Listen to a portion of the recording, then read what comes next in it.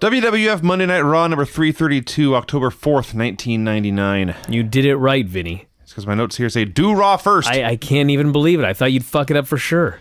New Age Outlaws versus X-Pac and Kane versus the Holly Cousins versus the Acolytes. It went in a minute. Already hated this. Did you even mention it's an elimination match? I did not. Why does it matter? Well, yeah, it does matter because there was a finish and then it just kept going. Oh, I see. I was like, why the fuck is this an elimination match? Right. Why is it a four-way? Who the fuck knows? So, in literally a minute, the Outlaws and the Holly Cousins brawl to the back and get countered out. And now I am left wondering, is this a title match? Will there be new champions if somebody wins here? Dude, who knows? They keep talking about X-Pac's enlarged heart. I'm like, of everyone in this fucking match, the guy with the least chance of an enlarged heart is probably X-Pac. So he had an X-Pac, of course, and then instead of tagging out, he tells Kane to fuck off. He's a total dick. So Kane comes in without a tag. Four-way goes on for a long time, and then eventually there's a chokeslam and a clothesline from hell and a double pin, but the Acolytes are declared the winners. This match sucked, and X-Pac looked like a dick. Yeah, for those I'll of get to you him later. For those of you taking notes at home, X-Pac and Kane got to get back together just last week. Yeah, they got back together so they could break up again. Right. Clips from the show in England. China called Davey Boy a bulldog's ass. Davey Boy confronts Vince, throws the trash can. He throws it off screen, there's a loud noise, and the camera pans over, and there's Stephanie down on the ground. Okay, I have no memory of this 1999 British Bulldog push. Yes, I had that same thought. It must not be very long. I remembered he came back and did some stuff. But I'm watching this show, and it's the worst push of anybody who is going to be getting a championship match that I've ever fucking seen. Yes. It's so horrible. He throws a fucking trash can on accident, by the way. You know what I mean? Well, he threw it on purpose, but I mean, but he didn't mean to hit. he did not mean to hit Stephanie. No. Yeah. So think about all of the man-on-woman violence we've seen on this show, where the men are purposely beating up the women. Right. Yeah. British Bulldog accidentally hit Stephanie McMahon when he throws a can, and he's like public enemy number one. Yeah. I'm like, what? Well, it's the boss's daughter. This is the I key. realize that. She's but more than a woman. It's She's still dumb. It's dumber for that reason, actually. Yeah, I remember Bulldog coming back and doing some stuff. I do not remember him being basically a main eventer, calling out the world champion and feuding with the McMahons. That's a high spot. Something must happen here where it never happens. I mean, I don't have any memory of this. We'll get to it. I don't know. So Bulldog comes out for a promo. He blames the accident on Vince, who was the one who brought Stephanie into the room. Hey, my computer just froze. Craig, take over. What? My computer is frozen. There it It's goes. frozen. I'm What does back. that mean? It means I would scroll on the trackpad and hit buttons, and nothing would happen, but it's back now. It froze for 10 seconds. It's fine so now. did I. I thought it got really cold. In here? No, it's just computer. I see. You never had your computer freeze before? Never. Who cares? No, I take care of my computer. So the Bulldog blames Vince for bringing Stephanie into a locker room filled with wrestlers. Says there's too many women in the WWF. The only thing I could figure is they know Jared is leaving, and so they got to have another guy who will be anti-woman. They decided it'll be the British Bulldog. I have no better explanation. Yeah, but that guy just left for WCW. Bulldog? No, the anti-woman guy. That's the point. Yeah, that's why. So now Bulldog is going to take his place. Oh, okay. I'm Yes. with you. Yeah. I was talking about Russo. You were talking about Jarrett. Yes. That's actually fair. That's actually a reasonable Jared, mistake. yes. So Bulldog says he'll beat Rock at No Mercy, then he'll demand his title shot. And China comes out and challenges him for tonight. Mankind goes to talk to The Rock. I think he broke up the team. I really don't know. Well, they had this segment where Rock's on the phone, and we're supposed to believe that Mankind walked in to talk to The Rock, but he didn't look at The Rock. He went and he just sat down without looking at him, and he started to break up with The Rock. And he says, Rock, I think we got to break up. And Rock's talking to someone else on the phone, and he responds, I think you're right. So Mankind thinks The Rock is talking to him. Mm-hmm. In theory, it's clever. Sure. In reality, it was dumb. And then it ended with Rock revealing that he hadn't heard a word Mick said. I guess we're supposed to believe that Mick thought that Rock had heard what he said. And then Rock told whoever he was on the phone with that Mick was, and I quote, half retarded. Yeah. This was a bad segment. Mankind, The Rock, and you, the viewer, all came off like morons here. Michael Hayes interviews Test about the condition of Stephanie McMahon. Fuck, they're in the hospital. She's still in the hospital after getting hit with a trash can a week ago. So she has post-concussion syndrome and major head trauma. And I thought they didn't know about that till 2008. Amazing. That's not how that works, yeah. and What she's the having fuck? she's having some memory loss. Yes, Michael Hayes asks, Are you I kidding hate to me? be insensitive, but does this affect the wedding? And Tess shakes his head. She doesn't even recognize me. Lucky her. God, how this business would be different if she hadn't been hit by that trash can. She'd have married Tess. Tess would be running the show today, except he unfortunately passed away. well, maybe so he'd be alive. There's he that. wouldn't be, but Meanwhile, Moolah and Mae Young tear off Ivory's shirt. hey, it's for the hell of it. They're backstage There's taking her been clothes off. Too long without female flesh. Somebody tears Do you think me when off. those idiots were doing they were trying to get the concussion lawsuit filed against WWE, they even bothered to go back and find all of the actual smoking gun footage from WWE television to show to the court? Or do you think they just did like a bunch of stupid stuff? Well, obviously not. I mean, clearly they just did a bunch of stupid stuff. But like, you could make such a fucking case with the stuff they have on their own network. The bullshit we didn't know anything about concussions till Chris Benoit killed his family. Here's fucking 10 years prior to that, practically. They're doing storylines where Stephanie got hit in the head and she's got post-concussion syndrome and it's bad and her brain's fucked up. Not to mention Shawn Michaels in 1995.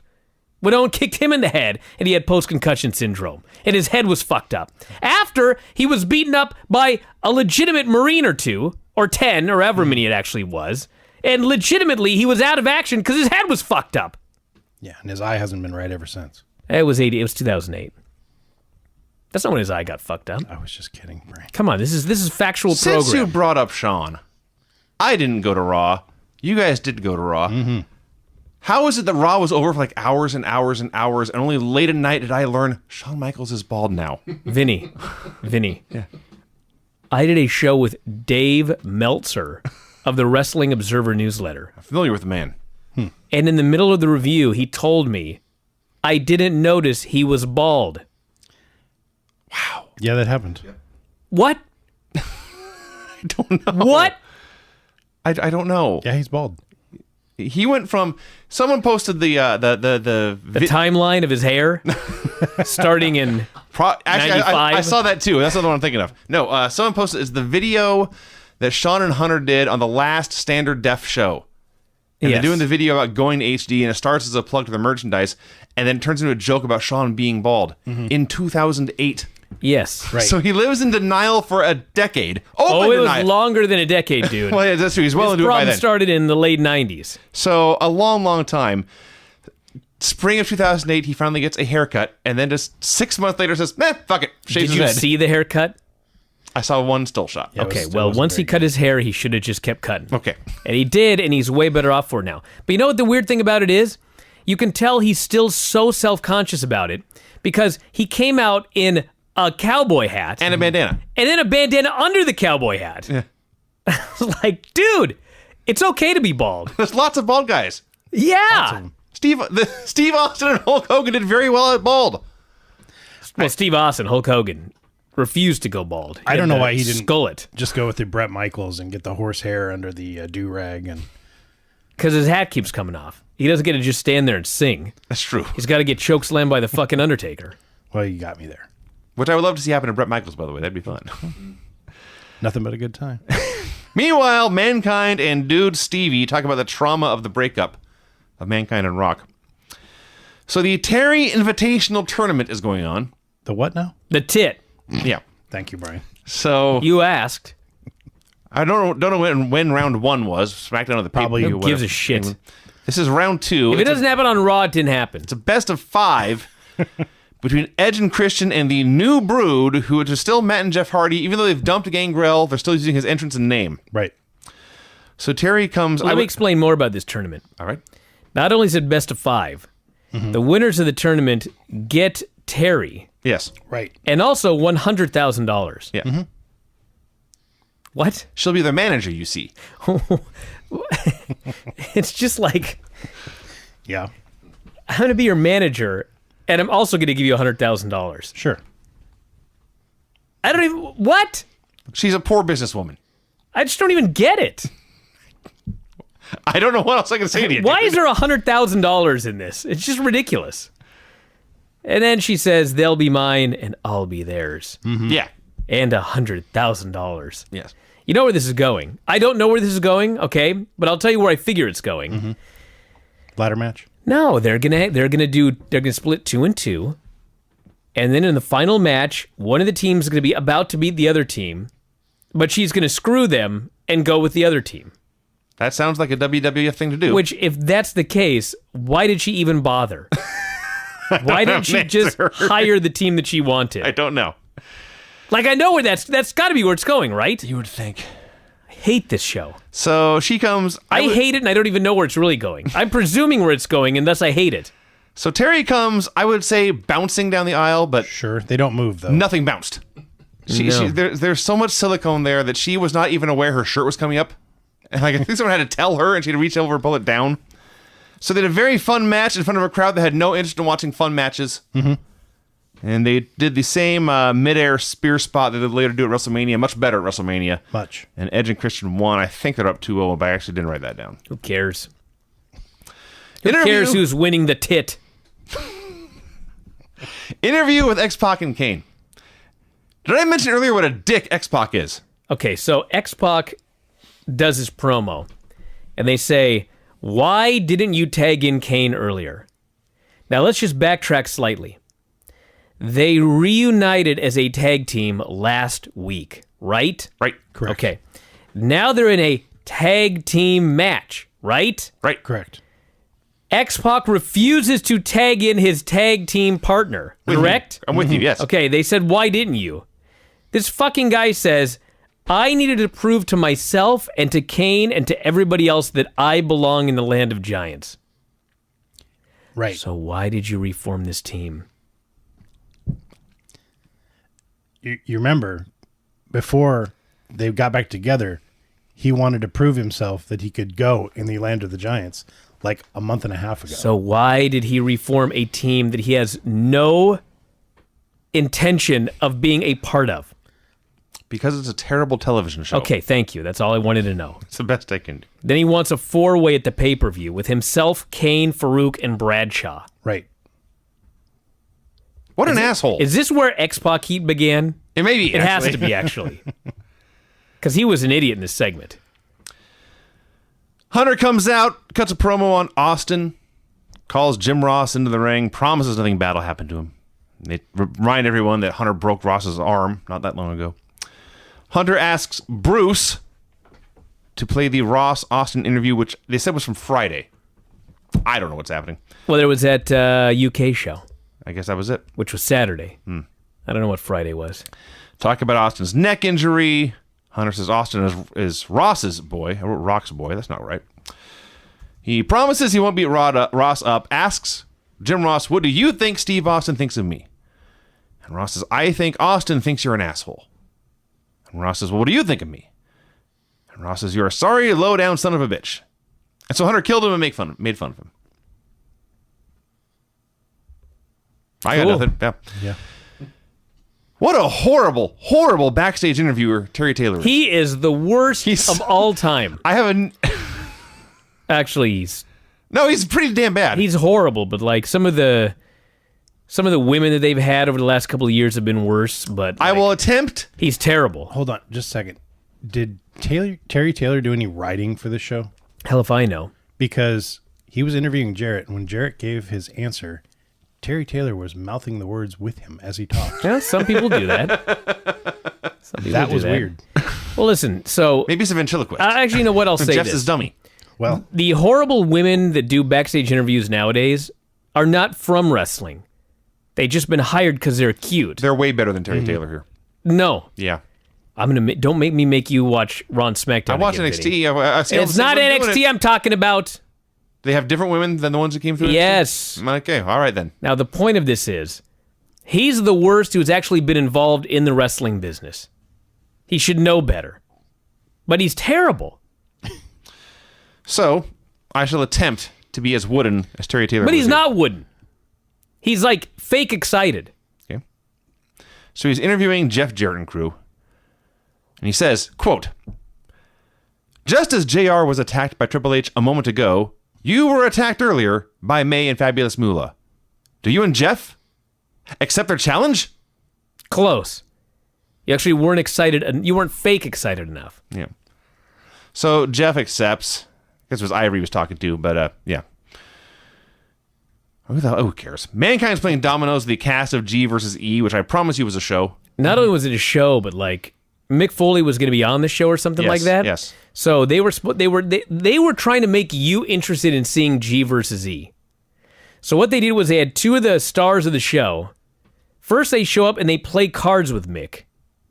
Later, they come to the ring with Mick and they stand there for like 30 seconds and then they disappear into thin air and we never see them again. Yeah.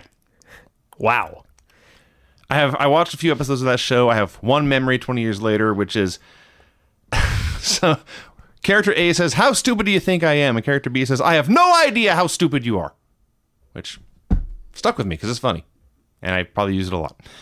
So Jim Ross being out means Michael Cole is out there. Oh, terrible news. Horrible. Jeff Jarrett and Ivory versus Moolah and Mae Young is supposed to be the match.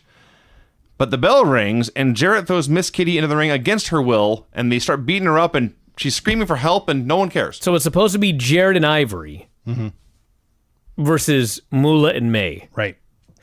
So it's supposed to be a young man and a woman And a young woman. versus two very old women. Correct. It would be like you and Whitney versus Granny and what's her friend name? Oh, We shouldn't talk anymore. yeah, forget. Anyway. Might have been Paul. So It wasn't Paul. Sylvia. Sylvia. Yeah, that was it. Yeah. Paul. He said Paul. I think isn't that her She handyman been guy? talking about a guy named Paul. We're talking about a woman. Never mind. Her friend at the senior center. Yes, I understand, Yeah, Bryan. it's two old women is the point. Great. So Kitty Not a gets, handyman. Kitty is tortured and assaulted I for feel a like while. we're on two different pages all the time on this show. It's like we're on alternate time. This fucking thing got in the way. It's like we're on alternate timelines reviewing like two different shows, but we're in the same room together. Am I wrong? It's brilliant. So it's a young man Uh-huh. and a woman. Is this that important? Yes, against two old women, and then you brought up her handyman. Yes, Bryan. How? Does it matter? It does matter. I just need to know, like, if I'm crazy or what's going on here. Am I Well, losing my mind? Yes, but that's not the point. I'm sweating. I'm hot. Take off your stupid headband. I'm too hot. Let's go. My stupid headband.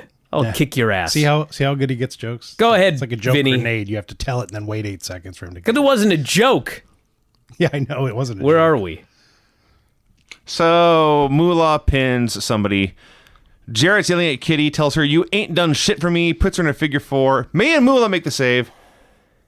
And Cole is so outraged by Jeff Jarrett assaulting his secretary, violently attacking her. He is so outraged that he declares he has no damn couth at all.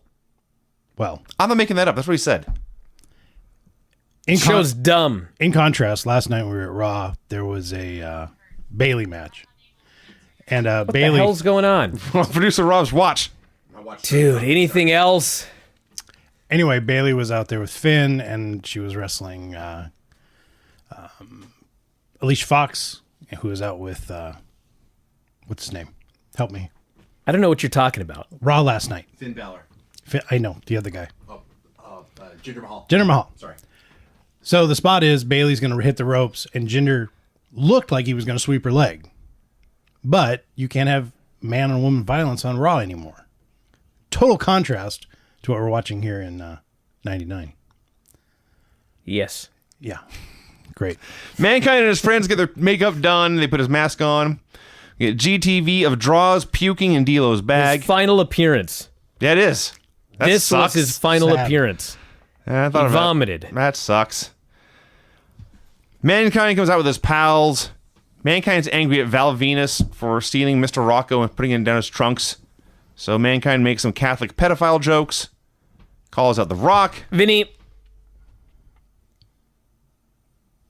listen to me. This fucking segment was 1,000 times worse than This Is Your Life.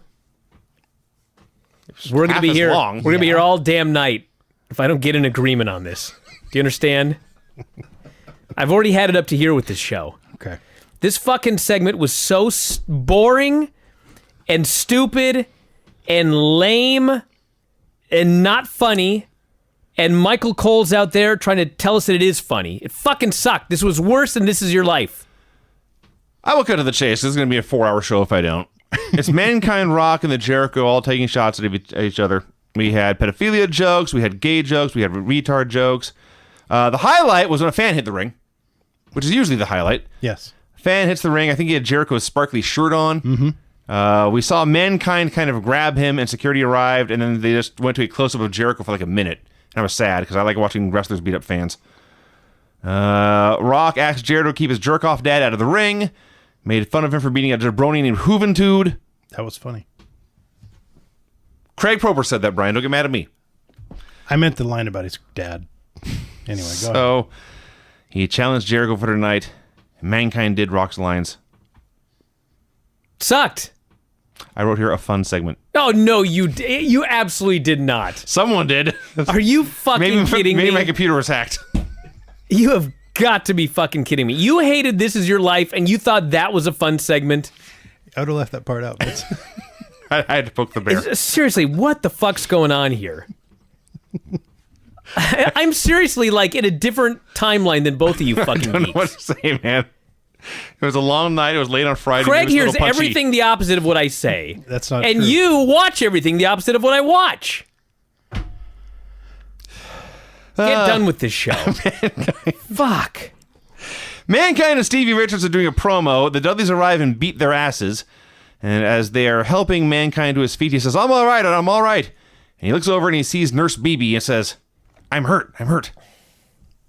British Bulldog versus China. Oh, fuck. Dude. China and the Bulldog come out, and she immediately low blows him, and she dominates him the entire match until fucking Jer runs in and hits her with a coffee urn. Yes. Yep. And then Michael Cole, for fuck only knows what reason, has to go, you can smell that coffee throughout the arena. Like it's fucking ether. What the fuck does a coffee smell have to do with anything? He hit her with the metal thing, not the fucking actual coffee. Not spilled. So, You can get the grains in your eyes. we're supposed to believe that the fucking British Bulldog is going to be like next in line for the world championship. I suppose. Why are you yelling at us like it's our fault? He comes out here and he gets dominated by China Yeah. for 2 minutes before a fuck finish where she gets hit with coffee. Yes. And then they just act like, oh man, we'll just keep going with this Bulldog. We're going to keep using him throughout the rest of the show, build him up, make you want to see this match. I don't want to see this match. I could not possibly give two shits about the Bulldog challenging for the WWF title. What in the fuck was this? Red Rooster interviews the Dudleys. Oh, and then Bulldog cuts a promo after his we skipped that, stunning yeah. performance here. He says there's no place for a woman in the WWF. He grabs China. He threatens to power slam her. He says, I'm going to count to 10, Hunter. If you don't come out, I am going to power slam her. He says 1, 2, 3, 4. I lied. He power slams her. Then he stands there. Then they play his music. Then he starts heading up the ramp. It's been a good 30 fucking seconds. Guess who never comes out? Triple H. Nope. He couldn't give two fucks about China. Nope. She is about to win the Intercontinental title, and this is the beginning of the end for her right here in this segment. Then the Red Rooster interviews the Dudleys. Why the attack on Mankind and Stevie? Dude love. Yeah. So the Dudleys accuse Mankind and Stevie of stealing a jacket or something. Yeah, the one that that Mick gave to Rock last week. The Rock and Sock jacket? Yes. He stole it from the Dudleys? No, the Dudleys stole it from him. I see. I felt better not knowing that. Yeah. Turns out he threw in the garbage and they just got it out of the can. Mankind and Stevie Richards versus the Dudley Boys. Jim Ross comes back. I can only imagine they said, Jesus Christ, Michael Cole sucks. We know Jim Ross is supposed to be selling this beating, but get out there. 5 seconds in, Val Venus comes out, pulls out Mr. Rocco. Mankind is angry, goes after him. The Dudleys are up there. Mankind puts Val in the claw. The Dudleys pin Stevie with a 3D. Mankind gets Mr. Rocco back. He beats up the Dudleys. Val takes Rocco back. They are feuding over a sock. I'm not going to lie, that's where I gave up on this show. That's a good spot to give up. Done with That's this a fucking very show. good spot to give up. Did you mention where Val pulled Mr. Rocco out of? It had him as Fly, as I recall. Yeah. He made Hanging it, out like a wiener. He made it to Mr. Cocco. Does that count as Craig using profanity? I don't think so. No. I think it does. No, well. He's in the bedroom. Vince comes out for a promo, Can't take this. orders the Bulldog to apologize. Bulldog refuses. Then Vince, the Bulldog says, I'm going to take the rest of the night off. Cool show, dude. Jericho versus Rock. Dead crowd. Bad match. Fucking dead, absolutely dead crowd. Nobody gave a shit about anything till Jericho finally put him in the walls. Curtis Hughes keeps interfering. Yeah. This has to be the end of Curtis Hughes. At some point. So Jericho chokes him with the cable. Maybe coincidence, maybe not. But then the lights go out. They're using all kinds of weapons on each other. Hughes is supposed to pull the ref out of the ring. He's late. The ref has to stop counting. A disaster of a match. So eventually, Rock hits the rock bottom on a chair, the people's elbow on a chair, and the ref counts the pin with Jericho on a chair. Bulldog attacks Rock. Jericho is shoving good. Hughes. Vince attacks Bulldog, throws him the Rock, and the show ends. I'm not going to make it through the Attitude Era at this rate. There is some bullshit on Extra Attitude. I didn't watch it. You kidding me? Can I ask one question? Maybe the lights went out because Bulldog was supposed to hit the ring right then? I think the lights went out because there was an electrical problem. Okay. I think God was frowning on the show and trying to smite it. That show was fucking horrible. That was You a terrible understand? show. Horrible. 14,000 fans they drew. And they did a 5.9 rating. Jesus Christ. All right, here's your dumb music for this stupid show. Somewhere here. The finishes on this horrible show were double count out in 30 seconds in a 4-way elimination tag, and then a double pin in an elimination tag. Clean pin. Pin on a woman taking a man's place in an intergender tag match. DQ due to coffee in 1 minute. Pin in a mess of a tag match. Pin on a chair in the darkness in the main event. Actually, the lights came back on. It sounded better my way. Yeah. Well, we're facts here, Vinny. I mean, there's no point in lying about these shows. They're plenty stupid on their own. Monday Night Raw, number 333, October 11th, 1999, the day after my birthday. How about that? Up with a Gorilla Monsoon memorial video. He had passed away this week at the age of... Let's leave it on during the show. I'm noting a man's passing. Oh, actually, I wasn't even listening to you. The finest man Vince McMahon ever knew. That is what he said. How's the baby? We just got to make sure that there's no problems, Vinny. So I don't have this playing on the show. Go ahead. So my takeaway from this, besides how sad it was, is Gorilla was only This is sad. He did pass away. Gorilla was only 62 when he died. I know. He looked 62 forever. Yeah, he sure did. So they're in the Georgia Dome, enemy turf. They're winning the war, and Vince McMahon comes out and just gloats. He strutted down to the ring. Oh, he did. He did. And he brings out Austin, and he leaves. He was just out there to have a good time. Austin rants about Hunter. Hunter comes out. They tease a fight, but Hunter goes after JR instead. JR fights back, hits him with fans. And I don't mean, unfortunately, the WWE universe. I mean an actual plastic fan. So there's this big brawl. Austin makes the save. He punches out China. And Hunter challenges himself in China versus Austin and Ross tonight, and Austin accepts. Did I mention that Hunter used the term a retard here in his promo? He did. Yeah. Do you know that Russo is gone? Right. This was a live show, so we cannot blame this on Vince Russo. This was somebody else that came up with this absolutely horrific television show. It was horrible. Steve Austin also punched out China. And he punched her in the face and knocked her out. Yeah. That was okay, I guess. It was not okay, but they did it because it's 1999. There were dogs backstage. Mankind is... Yes, Craig? Whose dogs were these? Rock would later explain they were the University of Georgia's mascots. Which I don't see. know. He may have been bullshitting. I'm guessing that might be the case. You're telling me that they have actual dog mascots? Yeah, the Bulldogs. Georgia Bulldogs, they But might. they have like real dogs? His name.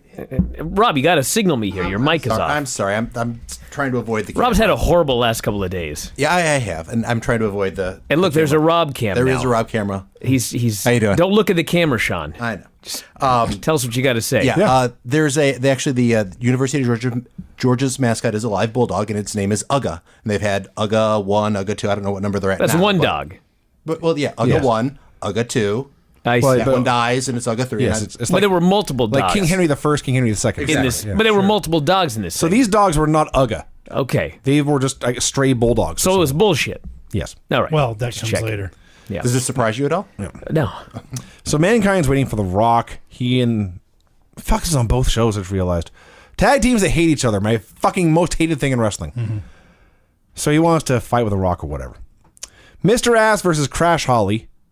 Yeah, they took the biggest guy in the team versus the smallest guy in the other team. Yeah. So here's what happened. First, Road Dogg sends prayers to Draws. Jim Ross says absolutely. That is the only mention on the show. Yeah. So if you didn't, Yeah, D'Lo's on the later, news. and like there was nothing. And so I actually thought, is this also a taped show? Like they Yeah. taped 2 last week, but no, this was live, and that was all they said about Draws, who at this point was paralyzed from the waist down, and it wasn't looking good. yeah. So it's Mr. Ass versus Crash Holly. I wrote, was it a tag match? No. Okay. It was a singles One- match, one-on-one. dude, I wrote Road Dogg The wins biggest the Fame guy. Master in less than a minute. versus the smallest guy. So it was a fuck finish. And then the Hardcore beats up the Outlaws with a scale. And one of the announcers says the Outlaws are in big trouble. They just won in a minute, dude. They're not in trouble. They have these guys. Fuck you. This was a bad segment on a bad show.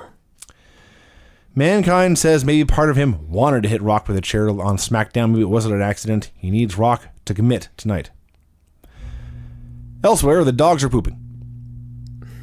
Ivory versus Mae Young.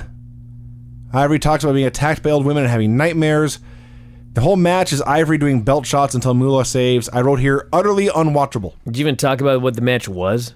I said it was Ivory versus Mae Young. All right, Ivory versus Mae Young. That is all the detail I gave, to be fair. Yeah. You know, Mae hit the ring and she was moving. She was. She was running and jumping, and it suddenly hit me that maybe she's been pretending to be immobile, but actually she's not immobile. Or maybe was just feeling it there that evening. I don't know. Maybe she's Yoda. She was moving a lot better than Moolah, is what I'm trying to say. That's true. A couple of weeks ago, she was moving a lot worse than Moolah. Bad did not begin to describe that segment, by the way. No. Hey, the next bad segment, and I think an unending stream of bad segments on this television show. Mankind is still waiting, so the announcers say, hey, let's call The Rock. This was amazing. Let's call The Rock on his cellular phone. Jim Ross says we're going to call him, and you hear the phone ring. You hear the phone ring. Rock picks up. You hear the phone ring. Yes. Then some dipshit turns the ringer off, and Rock proceeds to do his promo from a limousine. Oops. Yeah. I wrote here, Rock promises to turn Georgia Dome upside down. This show sucks. Terry Taylor interviews the Bulldog. I don't know what he said because the announcers were talking right over his question. Well, he was painfully bad, I can tell you that much. I cannot believe how bad Terry Taylor is at asking questions. Like, he's so bad at it. He is as bad or worse than the worst WWE question askers today. And he was in the business. Yeah, for a He long had to time. do promos. He was successful. Yeah, it's mind-blowing how bad he is. Bulldog denied knowledge of the other Bulldogs, said Sunday he will destroy The Rock. Michael Hayes interviews Stephanie and Shane. Oh, boy. Steph has post-concussion syndrome, headaches, and memory loss. Yeah. Well, outside of the headache, she says, I feel okay. Then she reveals how she doesn't feel okay. She has no short-term memory. To the point, she has no short-term memory to the point where she says, I know that today is supposed to be our wedding night. They're going to get married on Monday, How convenient. head-to-head with Raw. Well, probably on Raw, to be fair, but... Anyway, she says, I cannot remember any of the feelings that I have for Andrew. So you remember him. You remember that you're supposed to get married tonight. You don't remember any feelings. This is a dumb storyline. But then she weeps for the feelings she does not remember. Yes, he's inconsolable. Okay. Like, did they put this down on paper before they acted this out? Well, yeah. They realized how bad dumb it was. Well, Stephanie had to act. I don't know what exactly you were expecting. With short-term memory loss, I've never had it. But do you just not remember things that happened just a few minutes ago, or you cannot remember anything from the past? Does that make sense? So Michael Hayes interviewed Stephanie and Shane. Short-term, Craig, is short-term. Understood. If you can't remember anything from the past, that's long-term. Okay, so She has short-term memory loss. her and Andrew got engaged months ago. Yes. Okay. That qualifies. I don't know. I don't care. Hey, Shane said everyone knows whose fault it is. But they didn't say who. Whose fault is it? Well, it's the Bulldog's fault. Is it the Bulldog's fault? Is that who he's talking about? Or is he talking about Andrew? I was talking about Vince for putting her Talking putting her in about harm's Vince? way. He's talking about himself? He was back there freaking out too, remember? Mm-hmm. Yeah. Val Venus and the Bulldog attack Mankind. I guess they're a team now. A limo arrives. They say it's The Rock. It's not The Rock. It's Mark Henry and a young woman. Oh, let's see. Edge and Christian versus the New Brood in the Terry Invitational. A tit challenge. Yeah. Mm-hmm. It's a tit challenge match here. Yeah. What number was this? 4. 4. They're having a best of 5 Correct. in this tit. So Edge and Christian are up 2-1. They did a bunch of stuff. Matt tried to pin with his feet on the top rope. Edge just kicked out. Senton is not the finish. Kill switch is not the finish. These referees, dude, Matt is trying to get the pin, and he has his feet on the ropes. The top rope. Referee does not see it. He's fucking practically doing a handstand. The referee doesn't see it. Then, moments later, he's getting covered, and he puts his foot on the ropes. Of course the ref sees it. Do you realize how ridiculous this is? I don't know. I know you're trying to get through the show as quickly as possible, Vinny, but these are very important questions here. How does a ref not see your feet on the ropes, and then 2 seconds later, all he can see is your feet on the ropes? Is there nobody... Fuck it. Why am I asking you? Did we talk about the finish yet? This is bad writing. They both did Bad dives. psychology. They all did dives. Both teams got counted out. Yes. So I guess now it's 2-1-1 in the best of 5. This one clearly doesn't count. Well, It's now best of 6, but 1 doesn't count. I'm guessing they have another match on SmackDown, and then they have the ladder match on No Mercy. So the best of 5 will end tied, Sure. and then the ladder match will be the 6th match. Correct. All right. So they cut backstage, where you're in the middle of a lover's quarrel, which begins with Sean Waltman saying, "Oh, damn it, Kane!" This is the beginning of X-Pac heat. I'm already getting irritated with this guy. He is out here and he says, Kane, I'm gonna have a singles match tonight. Do not come down to the ring no matter what. Now, first off, last week they had a tag match, but he would not tag in his partner. This week he's got a singles match. He doesn't want his partner anywhere near the ring. Why is he in a tag team? That's a great question. Why did he bring back Kane if he doesn't want to tag him or have matches with him or want him anywhere near him? Because Why? He wants to prove that he can fight with the big boy. Then be a single star. Understood. Why'd he bring this guy back? Because every tag team must be fighting. Jesus Every tag team Christ. must be people who hate each other. And boy, does he look like an idiot later. Limo arrives. It's The Rock. So Kevin Kelly goes to interview him. Listen, I love The Rock, okay? But I'm watching this segment, and Rock starts cutting this promo. And he goes on and on and on. And I'm like, I gotta get going here. I'm getting ready to fast forward. Finally, he starts to wrap it up. I'm like, it's over. Thank God we can go to the next dumb segment. As soon as he stops talking, Mankind shows up. Yep. I'm like, what? So Foley shows up. He starts talking to The Rock. Rock starts talking to him. Rock tells him to take his bullshit, turn it sideways. I'm thinking it's about over now. Rock's blowing this guy off. Vince shows up. Yes. I'm like, I've been watching this promo for an hour. What the fuck is... And you know what the fucking point of it was at the end? Vince shows up in a fucking panic. Like WCW's invaded. And in a panic tone, he alerts us. Rock and Mankind, you must face Val Venus and the British Bulldog tonight. Why? I don't know. Why was this a fucking emergency? Why did I have to watch this segment for 30 minutes? For that announcement by Vince McMahon. X-Pac versus Farouk. First, I must correct myself. There was one other mention of Darren Drozdov.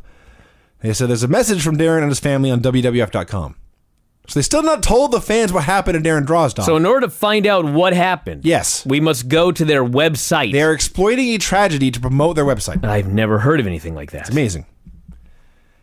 Kane's watching a monitor backstage back in the days when guys just watched TV. Well, they actually looked at the mirror. This is the most normal thing humans. Kane ever did, is watch this TV. Yes. So Bradshaw interferes blatantly, frequently, over and over. It's obviously 2-on-1. And then Farouk bonks into him, and X-Pac is the X Factor for the win. So the match is over. It's over. X-Pac has won. X-Pac won by himself in a match that Kane did not interfere in. He beat two Giants. Yes, he did. Now the Giants are mad. They're beating him up. Double team, 2-on-1. After the match, Threatening his career here, potentially. there's an enormous fireball. Kane comes out. Before that, Vinny, X-Pac told him not to come down no matter what. Am I wrong? You are correct. All right. So as soon as these guys are double teaming him and killing him, even the fucking fans are chanting for Kane to come down to the ring. Yeah. Even they know that X-Pac is a dumb man. X-Pac does not want the man to come out. And you're right, a fireball hits. And out on the ramp comes Kane, but he stops on the ramp. Yeah. He begins to pace back and forth. He will not head down because his friend told him, no matter what, do not come down to this ring. He gave his word. He gave his word. Silently. So the Acolytes take X-Pac up onto the middle rope. They're about to kill the guy. Yes. He's helpless. They've already powerbombed him to death. He's a dead body that they're going to finish burying. And finally, Kane runs down to make the save. He clears the ring, and what is the first thing this ungrateful shithead does? X-Pac starts screaming at the guy. How dare you come down here, Kane? I told you! What a dumb, shit, ungrateful douchebag babyface. This is where X-Pac heat started. Has to be. My notes here read, X-Pac, who is an asshole, is mad at Kane. So at this point, Jim Ross had to leave to prepare for his match, which is horrible news. Because, of course, his replacement is Michael Cole. Oh, Michael Cole. He's bad at his job. We then see, quote, Mark Henry's second sex therapy session. I guess we missed the first one on SmackDown. So a horrible actress says... She was a very super hot actress who was not horrible. She was pretty. She was very attractive. She was fine. Did you watch Terry Taylor? Did you watch Stephanie McMahon? I mean, on the scale of actresses on the show, she was in the upper echelon. There may have been worse actors on the show, that's true. She says, I've been studying your case, and you're really screwed up. That was a ding on my computer. I hit the mute. I see. My bad. She says she wants... You hit mute and it made a noise? Well, after it made a ding, then I hit mute. I see, okay. I'm getting baseball updates as if I cared. You know, you could stop those. I'm getting them from friends. Oh. You know, you could stop those too. So the therapist says, I've been studying your case and you're really screwed up. That is a quote. She wants intense overstimulation techniques to tame that wild sexual beast within you. I think, Bryan, in hindsight, it's not that she was a horrible actress. They might have given her bad dialogue. I think it was more than material. You're telling me that they can write dialogue that even a bad actor or a good actor can't read? I think that's true. Wow, that's just astonishing. It's just crazy. She says it's going to start tonight. He pulls out handcuffs. Mark, be serious. She keeps saying, Mark, be serious. He's not taking this seriously. In the slightest. To him, this is a joke, and she's hot. And he's hoping that the overstimulation will involve her. Thank you for painting that picture, Bryan. Now I understand. Thank you. Sometimes, Vinny, I think you don't explain it to the people. Those are very important probably details. Yeah. Chris Jericho and Curtis Hughes versus the goddamn Headbangers. Can you believe they're back? Jesus Christ. So you had the Headbangers. I guess first they were nuns. Sure. I've forgotten the whole... But anyway, they were Headbangers. And then they split up. And then one guy became Beaver Cleavage. And he was fucking his mom. Pretending to fuck his mom. Oh, we don't know that. No, they came out later. Okay. And then after that, well, I mean, they could have, in addition to that being a gimmick. They were the same age, dude. Brian, please. Well, we know it's not his mom, but they could still have been fucking. That's true. Okay, shut up, Vinny. And then he became whatever his real name is. It's my fault. Yeah, what's his other gimmick? Chaz. Chaz. Just a guy from New Jersey. Yeah, Chaz. Just a guy. That was his gimmick. Yeah. I'm just a guy from New Jersey. Yeah, he wrestled in his underwear. Oh, where's my wallet? So then, the fucking headbangers are back. Yeah. Now, we got it right this time. So in his first match in the show, not quite his first line, but very early on his appearance, Michael Cole says, "This should be a tremendous tag team match on Raw." Liar! Well, it was a match on Raw, and it was a tag team match. Sure. Then Michael Cole says, "You know, King, JR is not a sports entertainer." Do you know Michael Cole's been ruining television shows for 2 decades now? Yeah, it's 19 years he's been doing Jesus this Christ. shit. So Jericho gets a hot tag. Do you remember last week when Jericho and Mr. Hughes broke up? I honestly don't, but I believe you. I remember last week I was like, this has to be their breakup. We got to never see this guy again. And now they're together again. But then they break up again. And they break up again. I hate this. Yeah, they've been doing this for 19 fucking So there's years. 3 teams on this show and at least 1 team on Nitro. They hate each other. Yes. So Jericho leaves. The headbangers hit. They never get their finish right. This may have been the shittiest stage dive ever, and they won. This show. You know, like an idiot, I wrote, I presume this has to be the end of Hughes. But I think I wrote those exact same words last week on the show, and it was not the end of Hughes. You know, Curtis Hughes is a big man. They have to powerbomb him plus do a leg drop. Why didn't they call an audible on this? That was so dumb. Well, they're terrible wrestlers who are not Call good. audible for what? Do less? No, Yes! do a different finish. They got to get him over. They got to get their moves over. That's Bryan. stage dive. Oh, sweet innocent Bryan. That what? There's another reason they did it. They want to get their moves over. Anyway, D'Lo Brown is on the show. He consoles the Big Show, who says his dad has terminal cancer. D'Lo tells him to call whenever. The Rock instructs Mankind to pick up the dog poop. We have Godfather versus Mark Henry. Hey, did you know, and if you listen to the show, you should know, I did intense investigation into this matter. That's right. and determined that each hoe was paid $500 a shot. Correct. And transportation and lodging. I did some math. So this goddamn entrance here cost like $20,000. That's right. You are correct, sir. Yeah. Can you fucking imagine? This was, as Lillian explained, I'm not making this up, everybody, a hoe jack match. Yeah. Not a lumberjack match. A hoe jack match. A Hojack match. Godfather and Mark Henry, Hojack. So during the entrances, Godfather comes out with like 24 women or whatever. And then Mark Henry comes out and beside himself. So what's about to happen is the Red Rooster is about to interview the sex therapist. But what Michael Cole, professional announcer, he gets paid to do this. He tells us, the viewers at home, Taylor Tyler is standing by with Mark Henry's sex therapist. I said, what? And I rewound, and I laughed, and I rewound, and I laughed, and I rewound. Taylor Tyler. Kind of close. So her name is Dr. Andrea Early. She says that if Mark can focus on work tonight, it'll be his first step on the road to recovery. Everyone's trying to figure out what that means, and no one can. Somebody on the board help us. Andrea Early. What's the joke? Andy Early. So the Godfather went to the schoolboy. Handy. Dr. Andrea Early is unhappy. Handy. Curlies. What? Hunter says Austin Vinny won't got have it. any fun tonight. Mocks Jim Ross. Big Show versus the Big Boss Man. Boss Man first announces he does not care about Show's problems. Get your fat ass out here and deal with me. That's Ray Traylor saying this. It goes a minute. There's a nice stick attack for the DQ. Al Snow makes the save and promptly fucks up a backdrop. Imagine needing to be saved by Al Snow.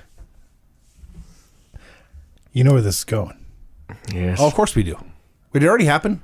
No, not yet. Oh, wait, the Kennel from Hell match already happened, didn't it? Oh, that's this Yes. Sunday. No, Kennel from Hell already happened, dude. Yeah. It's like The, almost a the month ago. surfing on the casket's coming. Yeah. Big Show's dead father, Andre the Giant. Yeah. Mankind is still picking up poop. Triple H in China versus Steve Austin and Jim Ross. So you've got two really good wrestlers, a really bad wrestler, and a fat old man who can't wrestle. The two really good wrestlers brawl into the crowd and disappear. Yeah. I'm not making that up. So it's just China pummeling him. She hits a pedigree. Somehow it was not the worst wrestling move of all time. And then Jarrett hit her with a toaster. Toaster. Yeah. Having a good housekeeping match. Yeah. So he couldn't hit her with a guitar. He had to hit her with a toaster. Well, it's a kitchen appliance. You had to think about promoting the match when you got a weapon to waffle her with. Throws her in a laundry bin, carts her out. And Austin and Hunter return, and then Austin's music plays. Yeah. Yeah. This is a bad show. In a 5-second... I cannot wait for you to do your finishes report. I am so excited. There were no finishes on the show. There may not have been any. Oh my God. That would be awesome. The finishes on this show were none. So in 5 seconds, Jarrett shoves the laundry bin off a ledge. They go to break. Not even 5 seconds. They get the music ready now. It wasn't he threw it off the edge in 5 seconds. He threw it off the edge and they immediately went to the back. Yes. Well, they were in the back. They went to break. They went to the front. When they come back from break, they've gotten China out of this laundry bin where she has been attacked by Michael Myers. This is blood everywhere. Yeah, because she fell 3 feet in a hamper. Apparently on her Surrounded head. by clothes. Not just on her, into a chainsaw. British Bulldog and Val Venus versus Rock and Sock Connection. Dude, what are they doing with the British Bulldog? I can only assume they were mad at him for leaving with Brett, and they wanted to humiliate him. Well, he came back. He's getting a big match with The Rock on Sunday, so that's not much of a humiliation. They're paying him, and they're using him poorly to humiliate him? I don't understand. Okay, where to begin here? I know where to end, so just hurry up and get to it. Okay, among Michael Cole's lines here. As Mankind is coming down the ramp carrying a tray full of dog poop, Michael Cole says, this should be a good one. Later, Rock and Sock make one tag in 5 minutes. Cole says, functioning well as a unit. The match continues. Michael Cole at random announces, that stuff at ringside stinks. That's that dog do. In case we didn't know what he was referring to by that stuff. Oh, let's see. 5 minutes pass. Rock and Sock make one more tag. Again, functioning well as a unit. Huge brawl. Mankind puts on a sock. It's like, I don't even... Iron Man putting on a suit because Val Venus is scared. Val Venus runs away from the sock. Oh, my God. When Mick Foley... First off, Mick Foley has to chase him up the ramp. Guess who can't run? Right. Mick Foley. Mick Foley's telling me to chase this man up the ramp, and Val Venus, a grown-ass man, is running away from a guy with a sock on his fucking hand. That guy with a sock, yeah. It's not even like Mick Foley has him on the mat and he's trying to put the sock in his mouth like Meng's finish, and Val Venus is like blocking his hand. He's running after him, and Val Venus is running away. Oh man, if he catches me, he'll put that in my mouth. You don't know where that sock's been. I've got to get away from this guy. Runs away. They do the big spot at the end. Do we need to even talk about it? Michael Cole screaming with glee, the dog poop, the dog poop, the dog poop. I'm pretty sure this was the thing that made me turn on him for life. That's fair. I've never thought Michael Cole was any good. But I mean, after this day, I don't think I ever had anything positive ever to say about him and his job. Like, this show would have been in -10 anyway. It was -20 because of this. Because of Michael Cole. He's so terrible.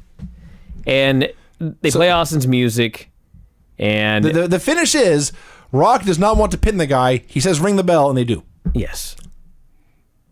Fuck this show. This was... Fuck it, fuck it, fuck it. This is so bad. And do you know that the finish of that match, Vinny, was to build up a Rock versus Bulldog match for the pay-per-view on Sunday? Yes. Okay. I've been watching WWF or E since 1987. It's 2018. Is that 31 years? 31 fucking years I have been watching this company. I cannot think ever of any angle that has killed my interest in seeing a pay-per-view match more than this one. This was supposed to make you want to see them wrestle. Yeah. This made me want to never watch this show again. Or any show. I just could not believe that this was a go-home angle for a pay-per-view match. Not a blow-off. Not just like something funny to do at the end of a Raw on Christmas night or whatever that no one's watching. This was an end of the show, main event segment to build up a big match on a pay-per-view. This was their go-home angle. The babyface humiliated the heel and pinned him with his finish. This show did a 6.1 to Nitro's 2.6. There's more. There's more. Austin and Hunter are still brawling backstage. Dude. Hunter gets thrown into some building, and he looks over, and he starts screaming, and the camera cuts. There's a big, giant, scary rattlesnake inches from Hunter's face, and would have been effective, except that you can see the reflection of the camera in the glass pane between Triple H and this rattlesnake. This is so dumb. So I had technical issues with this Raw, trying to get it to start and stop and start and stop. And I did too, actually. in hindsight, I am so mad that it eventually worked and I was able to watch the show. Like, literally the shittiest Raw ever, and that can't be argued. They had extra attitude on this show, and all that happened was Austin drank beer. Yes. That's all that happened. I didn't watch it, but I didn't stop it. I just went on with whatever I was doing. You know, when I just I drank beer for 10 minutes. turn it on Apple TV, which, by the way, I'd never have a problem with, I might add. Turn on Apple TV, and down there at the bottom it says 1 hour and 39 minutes. And it's like, it's a 2-hour show, 42 minutes per hour. That's 84 minutes. Why is this 1 hour and 39 fucking minutes? Went long. This doesn't make fucking sense. I get so mad that so much of my life is being wasted with this bullshit. The show was absolutely horrible. Minus 10 on the granny scale. Vinny, may I play your music? Let's get this over with. The finishes on this show were pin with a Faymaster in less than a minute, DQ due to belt shot or elderly interference or something, I don't know, double DQ in a best of 5 series, pin despite interference, pin with a finish that is fucked up every single time after a man walked out on his partner, pin via cradle in a Ho Jack match, DQ in a minute due to nightstick, no finish in a tag match with a woman and an announcer, no finish due to poop. Man, good timing, dude. Look at that. I'm a pro. That's exactly the right amount of time. Let's go. So last week on Raw, China was thrown over the edge of a thing by Jeff Jarrett and came up like a horror movie victim, just blood everywhere. 4 days later, whatever, on SmackDown, she's fine, but Hunter is all beat up to hell. Hunter goes to Austin and says, "You kicked my ass, you beat me bloody. Take this belt." But it was all a trap, it was all makeup, he beat up Austin anyway.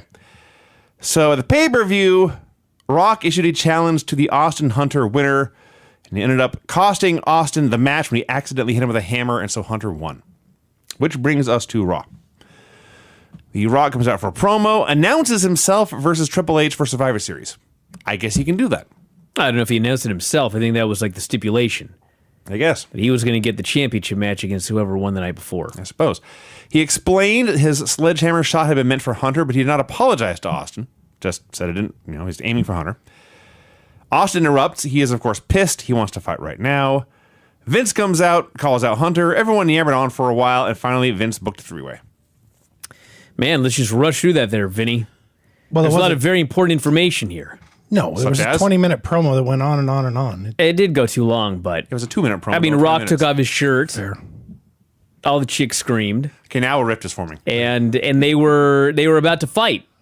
Because the point is, this was supposed to be the main event of this year's WrestleMania. Austin Rock. Obviously, they were building towards. It's patently obvious here. Yeah. But then Rikishi comes along. It's all his fault. Yeah. And so then after that, we ended up having the 4 fucking McMahons cornering people at this 2000 WrestleMania. Which is astonishing when you think that this is like the peak of WWE was at 2000 WrestleMania, and that's the stupid match that we got. So yeah, they teased that, and then Vince came out and just blabbered on, asked each guy he has Hunter, who he wanted to face. Because he made it very clear, Hunter's opinion is the most important, because he is the champion. I see.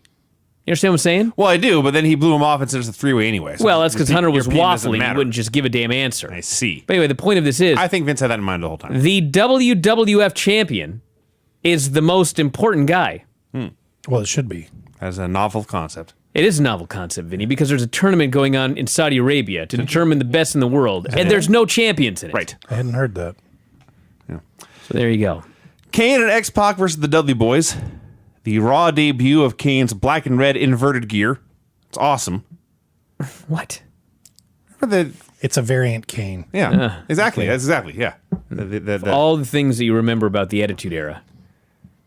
So the headbangers come out. Kane's You want gear. to talk about the headbangers instead? Yeah, I can't believe you forgot all about the return of the headbangers. I was trying to avoid talking about it. Remember Kane's gear. Just bringing it up, Wow, he's picky tonight. He's really being a dick. I'm not being a dick, I'm just bringing it up. I'm going to stop offering opinions. Vinny, I just am pointing out that, you forget everything from the Attitude Era, but for some reason, Kane's new gear I forgot it until I saw it, dude. Okay, He I had it in thought- this fucking match here. All right, fine. I never noticed. So anyway, the fucking headbangers come out. They distract Bubba. Kane chokeslams him and they win. The headbangers and the Dudleys get into a brawl. I have no idea who could ever want to see these teams fight. You're like Mick Foley on the show here, Vinny. Like I threw your book in the garbage. I didn't touch it. It was... I won't even say who it was. I'll let you all try and figure it out. The mystery on the No show. book. I read a book. Craig, help me here. I'm talking about the main angle on Raw tonight. I know, but I didn't Okay. write it. So what do I care? I know. I'm pointing out. You're playing Mick Foley here tonight. You're just yelling. So the Acolytes and Mr. Hughes and Howard Finkel are playing poker. How long was Mr. Hughes employed in 1999, by the way? This must have been the Speaking of last things day. I don't remember. Exactly. That's my point. Did you remember his outfit? Yeah, he's still wearing the Jericho shirt. Okay, I didn't remember that. Which he lost. He lost in this poker game eventually. The Hollies tell Vince they deserve a title shot. Vince says, no, you don't, but it'll be fun, so okay.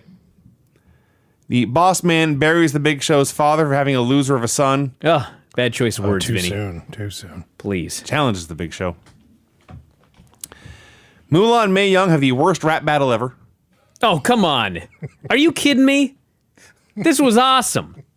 I mean, it was terrible, but it was Granny and Sylvia. They had a falling out. Indeed. And it ended up May wants a championship match because Fabulous Moolah is the champion right now. Yeah. I don't know why I'm asking, but which one's Granny? So, I don't know. So a fight breaks out and Moolah hits May. Moolah hit her really hard. She fucking waffled her, Yes. and May takes this great bump. This was better than 80% of the backstage brawls in WWE today.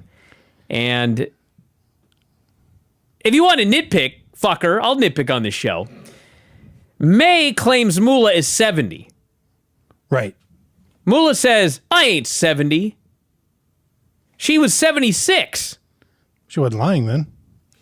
What? She wasn't 70. Why couldn't they just say you're 76? Because the whole thing is you're the oldest woman to ever win the women's title. You know what I'm saying? Mm-hmm. So if that's like a big thing that you're going to trumpet, why would you pretend she's fucking 6 years younger?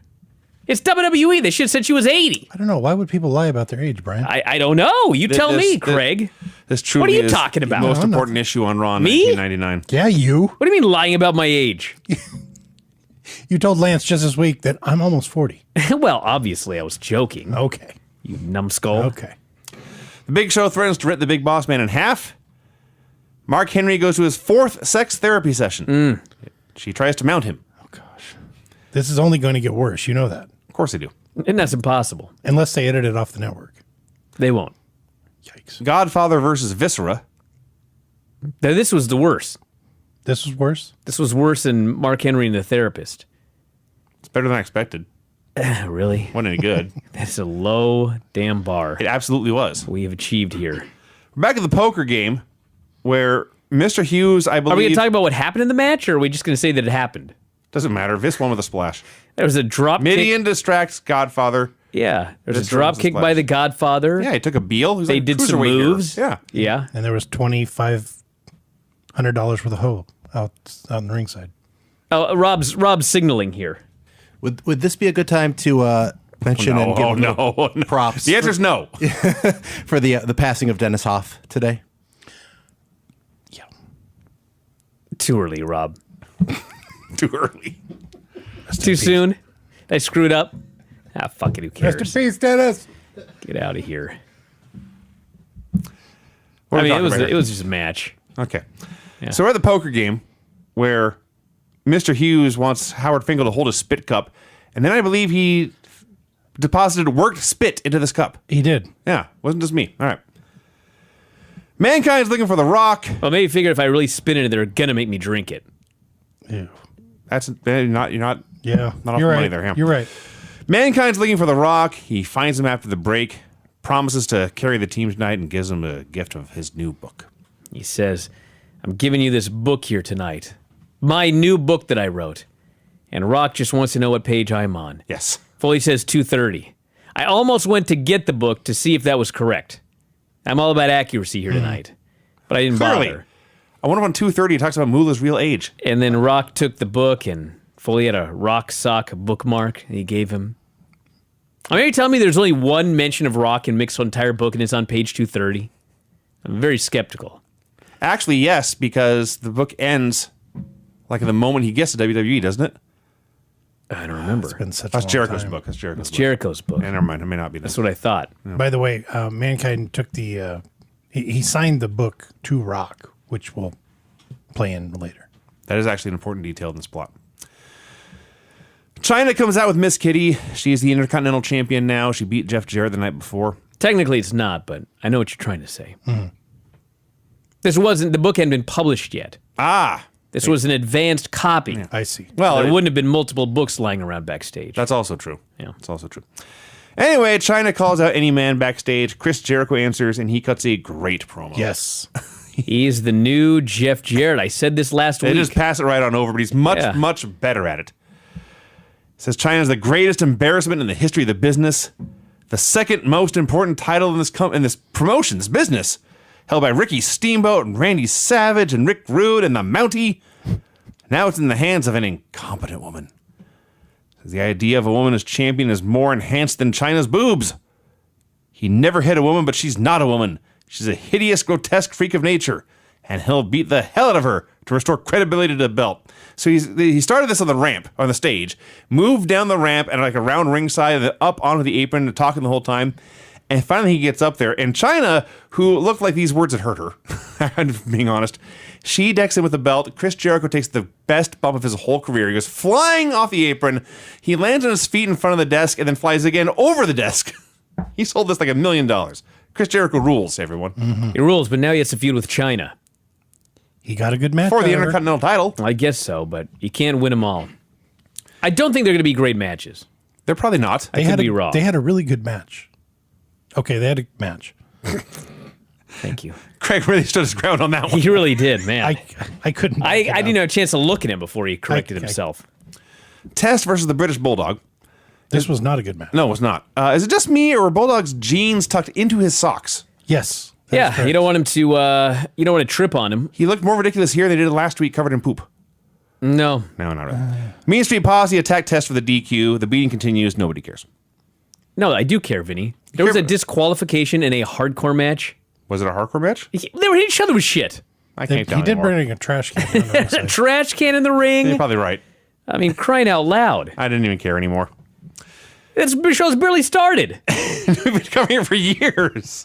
Actually, we're like halfway through. Did you watch Nitro first? No. So you started with Raw. Started with Raw. And you'd already given up and we're like less than an hour in. Pretty much, yes. Well, Vinny has to watch it early at the end of the week. I watched it Friday night, yeah. Yeah. Maybe Saturday night. Anyway. So back at the poker game, Mr. Hughes loses Howard Finkel to the Acolytes. Yeah, put Howard on the line. Yes. I like how he saved that for last. It was like, I'll give up my clothes first, but I better hold on to Howard. Howard Finkel. So eventually the Acolytes won here, and they went. Hughes lost everything, and they took what they wanted as money and Howard, and they gave him back to the stuff they didn't want, and that was the end of the poker game. What's the point of this? Like, seriously, That is a great question. what was the point of all of those segments? Well, there's a setup. There is a payoff later in the show. There is? It's just, I remember Fink coming out, but It's a setup what Bradshaw does later. I see. So, Al Snow is walking backstage. There's a camera randomly on him. He is randomly about to spit into a trash can when he says, "Oh, look, a book." And he happens to find Mick Foley's book, that Mick autographed to the Rock in the trash can. And he goes to stooge Rock off. What a dick. Now, I think we are supposed to believe that Al snuck into Rock's dressing room and stole the book and rigged this whole thing and set it all up. Maybe. I think that's what we're supposed to think. Well, whether we're supposed to think that or not, I mean, it's a mystery. It is a mystery. Al Snow versus Val Venus. Well, first Al finds Foley, and he says, I got to tell you something. I found this. Mm-hmm. And Mick says, oh, you were in our locker room. Al says, no, it was somewhere else. Mick says, where was it? It was in the garbage can. Foley is devastated. Al makes sure to tell him, Mick, this is not just a book, it's treasure. That's right. It's your life's work. How could anyone throw this book away? Mick is just ruined. Mm-hmm. What did Granny say? I don't remember. Remember Granny was talking Not about... even a little bit. She's talking about 205 Live, and what's-his-face lost the title, and he lost again. And he was oh, Vinny, I'm going to kill you someday. Cold blood. I mean, quiz now on Granny segments? Yeah, it was Thursday. She said he was Craig even knows. I'm trying to think. He was ruined. He was deleted. He was finished. It was a very I never even heard the term used before over somebody. Help me, somebody. Load the show up. I'm not loading the show. Fast forward. It was like devastated or something. Okay, he was devastated. That's what Foley was here. For the record, I'm in trouble for not remembering a word he can't remember either. Well, I remember it happened. You can't even remember it happened. I just can't remember the word. Al Snow here was in his right mind. In the match or the promo? In the promo. Okay. When he's talking to Mick, he was talking to him like a buddy, and he was believable. For once. Take me to find this. Sure. Demolished. Demolished. Is that right? Was it demolished? No, it's not demolished. Dude, I listened to that thing at 5 o'clock in the morning. You'd have to look this on up. Friday. Dazed, overwhelmed. She wasn't looking at a thesaurus. Well, I am. Damn it. It'll take me hours to find this. Shows it'll do low. At least somebody on the thread tell me, so at least I know, and then hopefully Vinny will remember. No, I won't. What is going on with your brain, Vinny? I'm going to start getting you some supplements. Try and help this problem. Hey. You have to take them too. What are you talking about? Vinny can't remember what you can't remember. No, you don't understand, Craig. I remember that on the show, this occurred. Okay. I just don't remember the word she used. Sure. Vinny doesn't even remember that it occurred. Dude, I don't remember anything that happened on those shows. It was Thursday. Yeah. Today is Tuesday. I forgot by Friday, dude. We cover wrestling. I can make brain jokes. But, dude, I'm going to get you some... Why? Why would I want to remember? Well, Vinny, for your own... I'm so sweaty that my clothes are sticking to me right now. Fuck, keep going. Great idea. All right, we want to the Al Snow Val Venus match now. Please. If you want to. So we had Val Venus, former CMLL heavyweight champion, doing lucha here. And Al kept up with him. Announcers are talking about the Terry Invitational Tournament. They say tit repeatedly, having the time of their lives. No one cared about the match, but it was fun. Val won clean with a money shot. Mm-hmm. Best thing else done. Great! Ever! Yeah. This was Al Snow's best match in WWE history. Yeah. God, maybe it's on the board. So Mankind, as Bryan noted, is upset with The Rock. Mankind is much more upset with The Rock than Bryan is upset with me. That's true. Mm-hmm. He's pissed.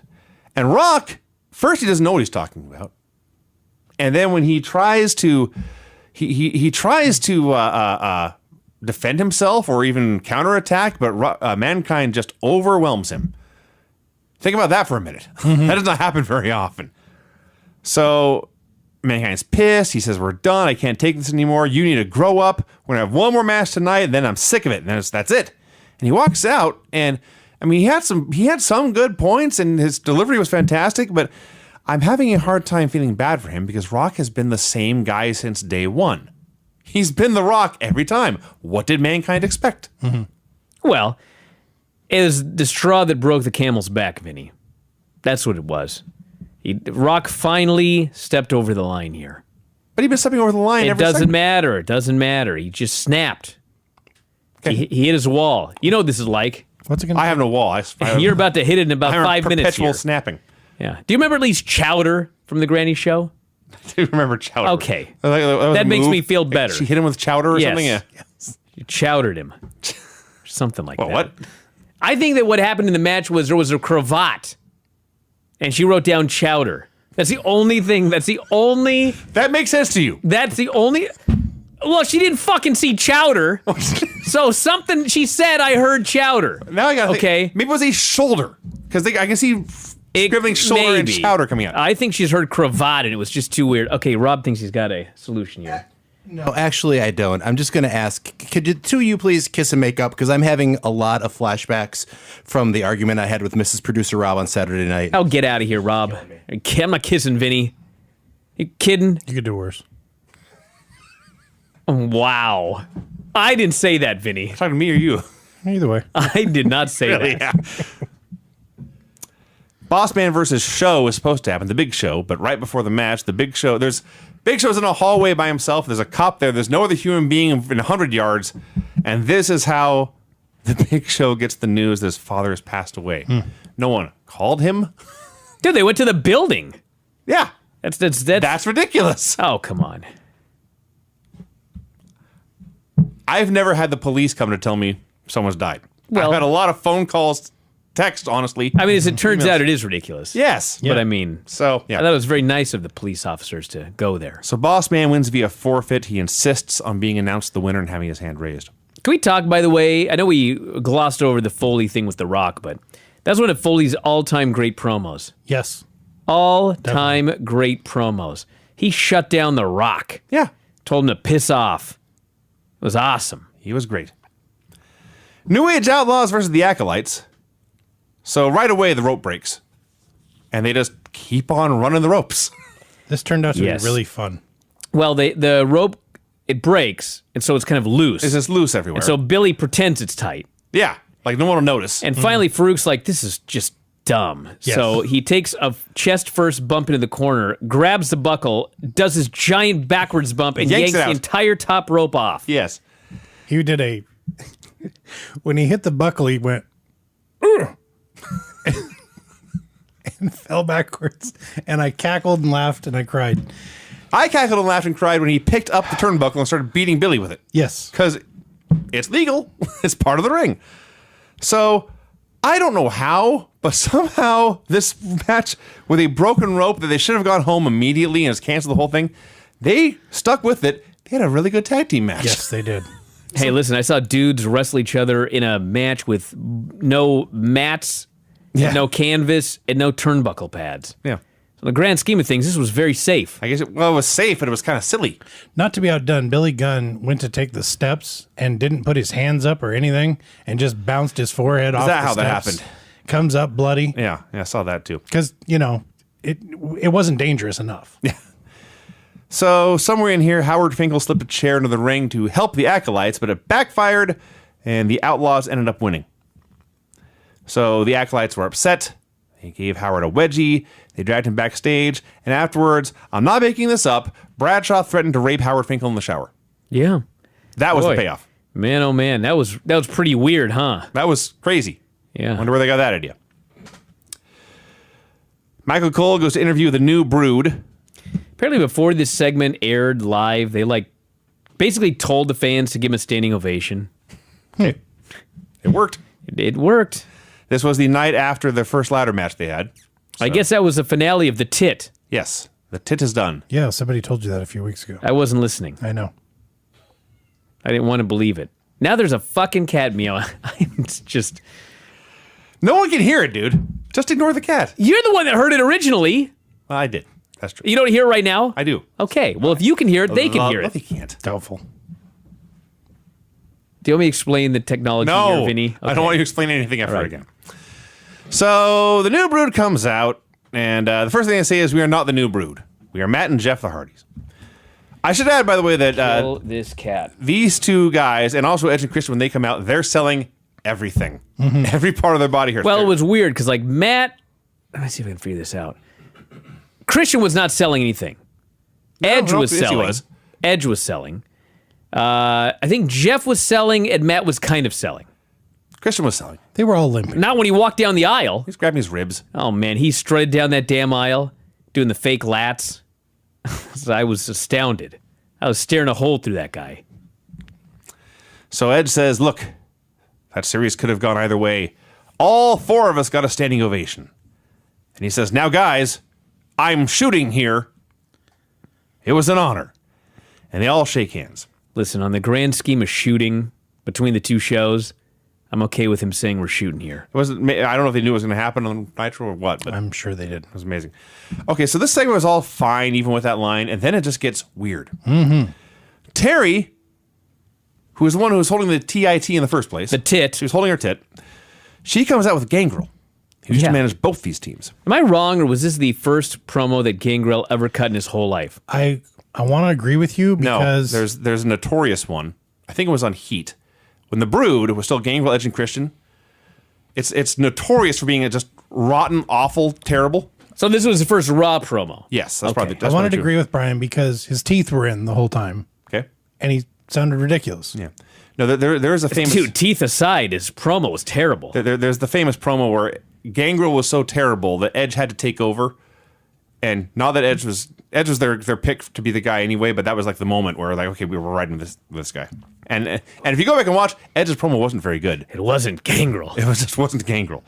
So Gangrel speaks here, and what he says is, I'm paraphrasing, you 4 should be congratulating me because I boinked Terry last night. So they all beat him up, and this makes Terry happy. She leaves with the Hardys, and that's it. Yep. And she Didn't deny it, by the way. Exactly. She didn't deny It it is at all. very, very bizarre. So she left with the Hardys. They did win her in the tournament. I mean, I don't think But Gangrel was lying. Gangrel got no, apparently not. Woman's like the town bicycle. Yes, Craig.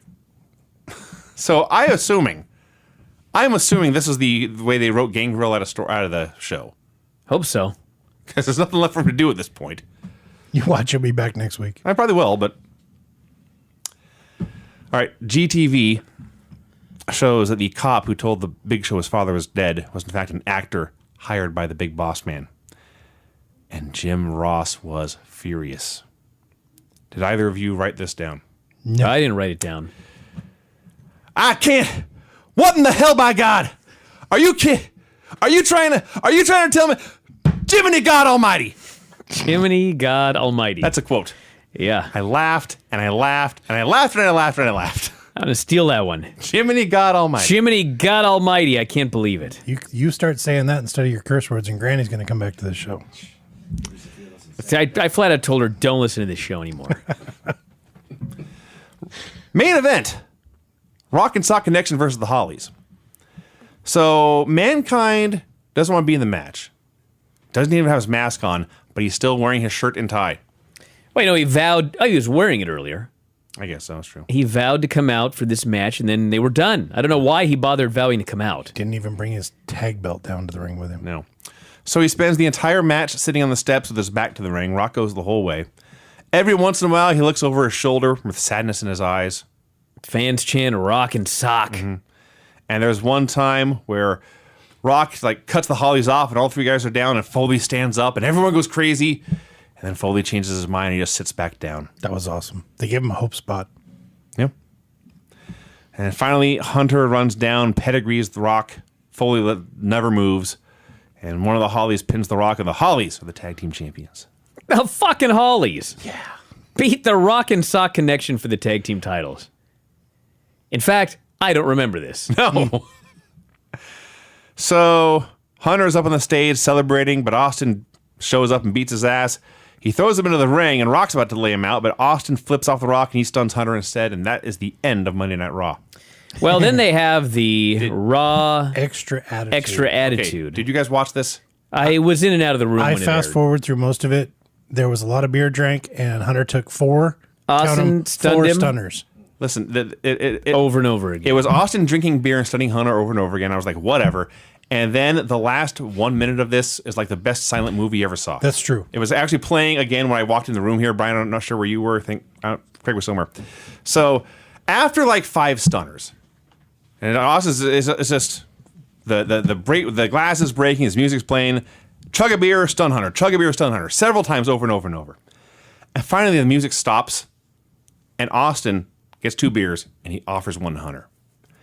And like I say, it's a silent movie.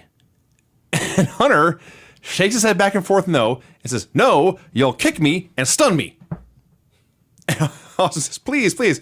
And Hunter says, "No, you'll kick me and stun me." Over and over and over again. Finally, the fans are chanting, "Take the beer, take the beer." So Hunter, of course, points, "The beer? I should take the beer?" And he finally, of course, takes the beer. They shake hands, and Austin kicks him and stunners him. Hunter pops up to his feet, takes several steps backwards, does the bump over the top rope to the floor, lands on his feet on the floor, then does the beer spit, and then collapses. Yes. That was awesome. Extra Attitude was the best thing on the show this week. I'm gonna have to watch That was then. fucking great. I thought it was going to be him stunning Rock 50 times because they literally could have that be Extra Attitude and just put that Extra Attitude at the end of every single Raw And for you a watch it year. every week. Well, not only that, you'd think it was different. That's true. It's actually the same one. Yeah. They just do it over and This over. was like the longest Extra Attitude ever. It was like 7 or 8 minutes. It was worth it by the end. Well, it was Raw, guys. That was Yes, wrong. I have your music. It won't take long. There's not very many matches on the show. You know, one of these days, it'll play. I don't have to wait. I can go. You know, what the fuck's going on today? Jesus Christ. The finishes on this show were pin after distraction, pin after distraction, Undoing a button. DQ due to interference, Do another one. clean pin, forfeit due to death, Rob. pin after chair shot in a broken rope match, and pin after interference for the tag titles. I was reading my notes. You're just robing as I'm talking. I've never been as hot as I am right now. And it's in fall. Oh, you're gonna get hotter. Although it was It was a the, lovely day today. It was like the best day of the year weather-wise. It was. Hey, listen, this Nitro wasn't that bad until What? the third hour. Third hour. okay. Yeah, The dragged. first hour and the second hour were not terrible. The third hour was fucking atrocious. And it felt like 5 hours. The Raw show. Here's the thing with the Russo God. Raw is now a little bit better. The matches are a little bit longer. The people don't give a shit because for the last year they've been told these matches don't matter. So it's going to take a while to recondition those people.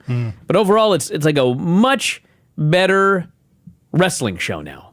The current Raw. It's this show was not a perfect show, but it was the best Raw that they've had in a long time. All right. So, WWF Monday Night Raw number 335, October 25th, 1999. The New Age Outlaws demand a tag title shot. Have we talked, by the way, about how these tag titles have bounced around like 4 times in the past month? No, because I don't give a shit. Okay. I have no idea who the champions are. I don't care. Like, no shit nobody remembers. Yeah. It's just, how could you? They changed hands last week, correct? I think Or someone the week pointed out before. they changed hands between the Raws we reviewed, and none of us even noticed. Right. Yeah. So the New Age Outlaws are not champions. Who are the champions? I believe, as we start here, it's the Hollies. Yeah, it's the Hollies. I thought it was Edge and Christian. They won them last week. They get a title shot on the show. I could have sworn that Vince said the Hollies are getting the shot tonight. Oh, that was last week, Brian. I could have sworn that Vince That was, on this that show. was last week. No, on this show when he met with the Outlaws. That was last week, He Brian. said Edge and Christian are getting a shot at the Hollies. Dude, let's just get into it, and we'll see what the tag title match is. Craig, Yeah. I don't give a shit if I got it wrong, but I'm not talking about last week. I'm talking about what happened on this show tonight when the Outlaws met with Vince. I could have sworn Okay. that Vince and the Hollies are getting the shot. You're mistaken. It doesn't fucking matter, but I was not talking about last week. I'm talking you're about incorrect. this segment here. Well, in this segment, he said Edge and Christian are getting a shot at the Hollies. Whatever. Who gives a shit? Clearly you do. I don't give a shit. Then why are you so mad? I'm not mad. We get the time on this. Get out of here, Vinny. Point is, There's going to be another shoot battle royal here in this fucking room in about 5 minutes. great, I'll go home. I don't know where I'm going to throw you. I got a couple ideas. So the Outlaws demand a title shot. Vince says no. Edge and Christian are getting a title shot instead. Also, Mankind is challenging Hunter. He tells this to the Outlaws. I don't know why. They want... Anyway. Hunter shows up. He's not happy about having to have a match against Mankind. He and the Outlaws go back and forth. Hunter suggests the Outlaws should wrestle Rock and Austin. They're fine with it. Vince is fine with it. So that's the main event. The Godfather can't find Mark Henry. Eventually found him with like 20 women. Yeah, the Godfather. The Godfather is going to be facing Viscera. Again, a For rematch. some reason, he has to find Mark Henry first. Yeah. I mean, he would have been better off leaving Mark Henry in the back of the hindsight, hose. yeah. I got an explanation for this. Well, he was looking for the hose. He was looking for the hose, and Yeah. he goes, "Wait a second, Mark Henry's missing as well." If I find Mark, I'll find them. Well, he was just he needed Mark Henry to be down there. He was like, Mark, we gotta go. I was like, what do you need him down there for? Right? As it turned out, it was a bad idea. Exactly. Yeah, so Godfather wrestled Viscera again. Last week, this was better than I thought it would be. This week, it was not. Vis challenged the Godfather to put the hose in the line, all 20 of them. Let me recap his promo here because I'm not making any of this up. First off, it's Viscera cutting a promo. You ever heard Viscera cut a promo before? Not since like King Mabel. Few and far between. Yeah. He cuts a promo and he says, I know that Midian might like farm animals, but I like hoes. And by the way, his mic kept cutting out. So all you heard was like, but I like hoes. Sexy hoes. There's all this dead air. But for some reason, you can hear all of the important stuff. Can we get that drop, please? He really likes the Godfather's sexy hoes. He wants a match where all the hoes are on the line tonight. And Godfather says, that's fine. I got Mark Henry here to watch my back. Oh, Brian's proving a point. What are you talking about? I don't hear anything.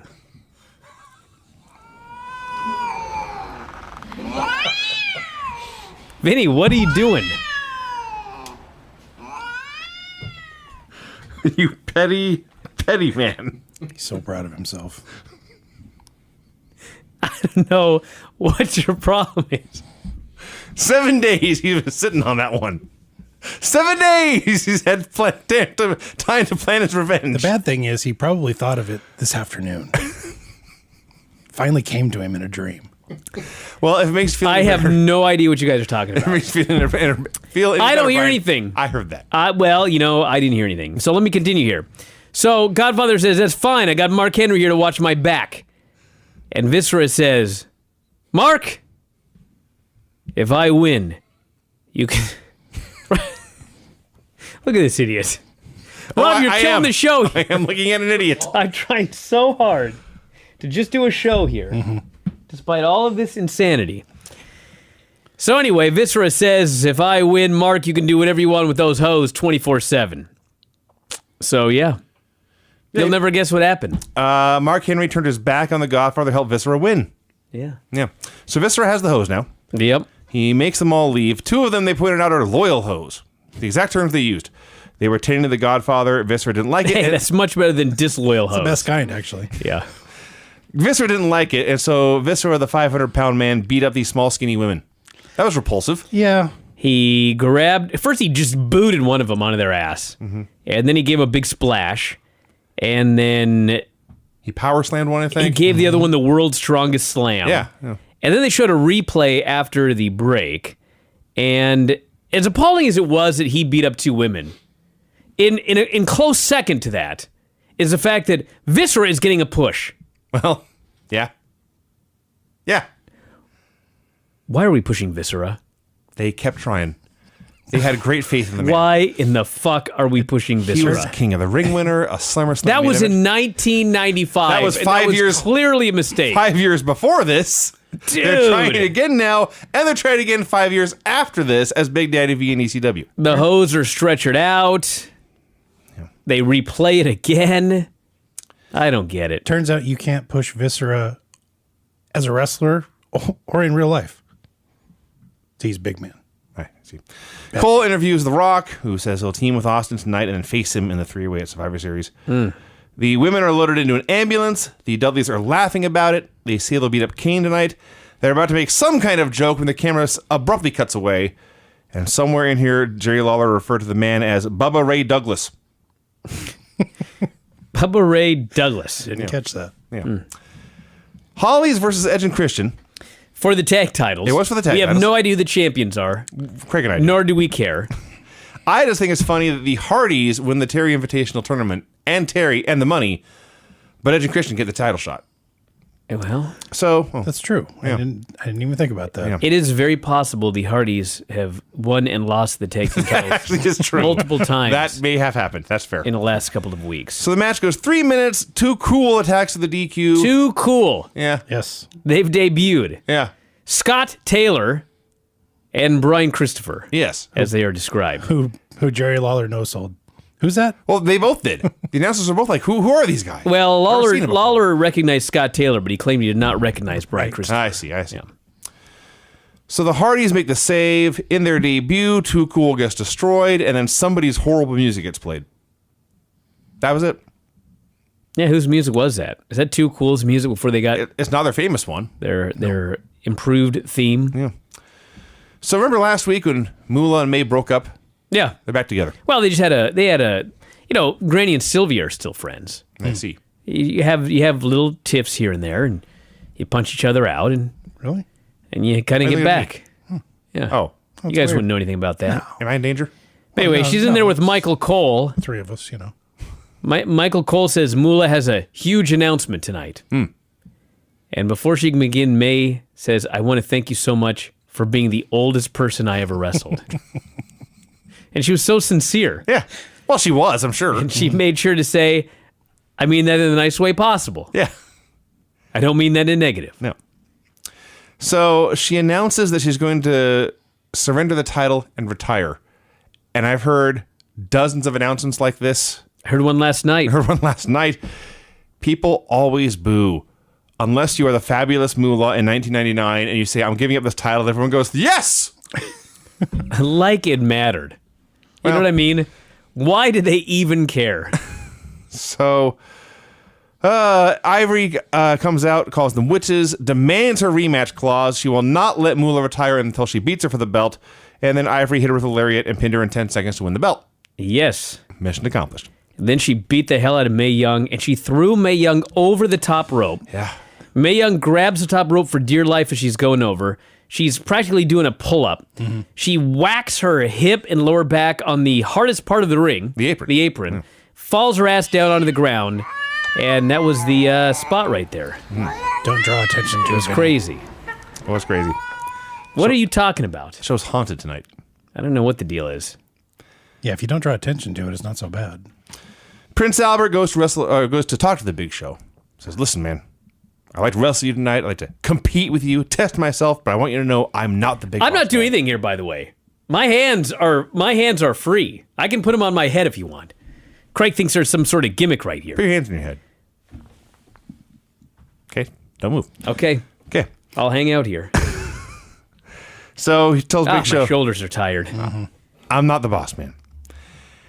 At this point, I think it was Cole. Somebody says, let's take an emotional look at the heartbreaking last few weeks of the Big Show. I assume it was Cole. It sounds like the kind of thing Michael Cole would say and not feel shame about it. Stupid storyline. Oh, it is. So Big Show versus Prince Albert. We have reached the stage where Big Show's wrestling in a shirt now. Yeah, but you know what? He threw an Inzagiri early. He did. The biggest, fattest Inzagiri you've ever seen. It looked pretty good. And Albert's not small. Yeah. He had to get up, get that leg up there. I was doing a match with Avalanche once. One of the few men I ever wrestled bigger than me. And he catches the kick and says, Enzigiri. I'm like, are you serious? But I jumped up there as best I can, and he had my leg, which helped. And He called you to do an Inzagiri? Yes. Wow. Yeah. I mean, I could see him having the balls to try it himself, but Yeah. he told you to do it. Yeah. And Wow. no one died, and apparently it looked okay. Wow. I never did one again. Oh, you should have put it in your repertoire. Retired undefeated as an Enzigiri-er. Yeah. Yeah. Anyway, Should have done a gimmick where you tried it with everybody, but since you're so tall, it just went over Went over their everyone's head. head, and they started their comeback. damn, that's good. Couldn't do it with Avalanche. Though. Didn't work with him, but it worked with most other I guys. got plenty of ideas. Anyway, this is all more entertaining than what actually happened here on this episode of Raw. The Big Boss Man comes out with a microphone and it declares to the world, I visited the Big Show's father in the hospital and I stole his pocket watch. No, Vinny. He went to the hospital. This old geezer is in the hospital. He was about to pull the plug on the old geezer. He was going to kill the Big Show's father. And I guess a nurse showed up or something, and thus he just stole his heirloom. This watch. So he did this dastardly deed, flew to the building, Yeah. and Big Show was only just now hearing about this. Yeah. No one told him before? Okay. You know what's funny about it is, this is what's weird about storylines like this. So, we presume, what's that face for? This is what's weird. I don't know what you're going to say. Okay, well, but let me there's so say much. it then. There's a ton. So we're I presume supposed to believe that the big boss man is full of shit. Well, yeah. Are we supposed to believe that he really went to the hospital? That's what I thought. Because he shows up with the Big Show was fooled. alleged heirloom, and you would think that if he showed up with the heirloom,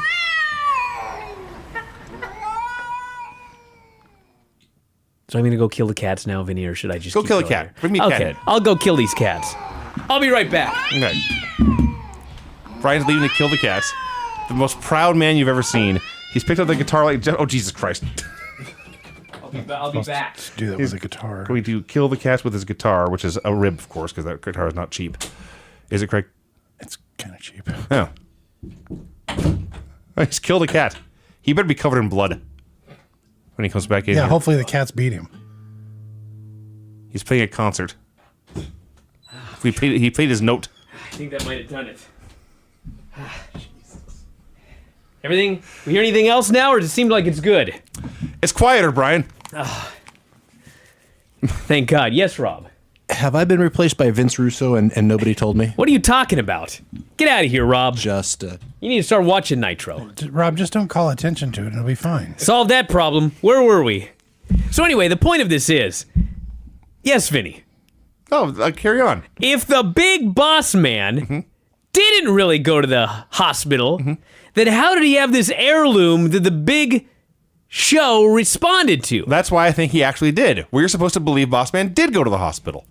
This is really dumb, I know. man. So Boss Man goes to confront him because Big Show goes to confront him because Boss Man did go to the hospital and did get his daddy's watch when Albert was lying and he jumped Big Show from behind. Ugh. And then Boss Man hit Big Show with a hammer and he smashed the watch to pieces with a anvil. Yeah, had he an brought a anvil. fucking anvil to the building. Not only did he go to the hospital, he went to a horseshoer, apparently. I was so caught up Blacksmith. in the absurdity of visiting the hospital that it didn't even occur to me that there's a fucking anvil in this arena. What?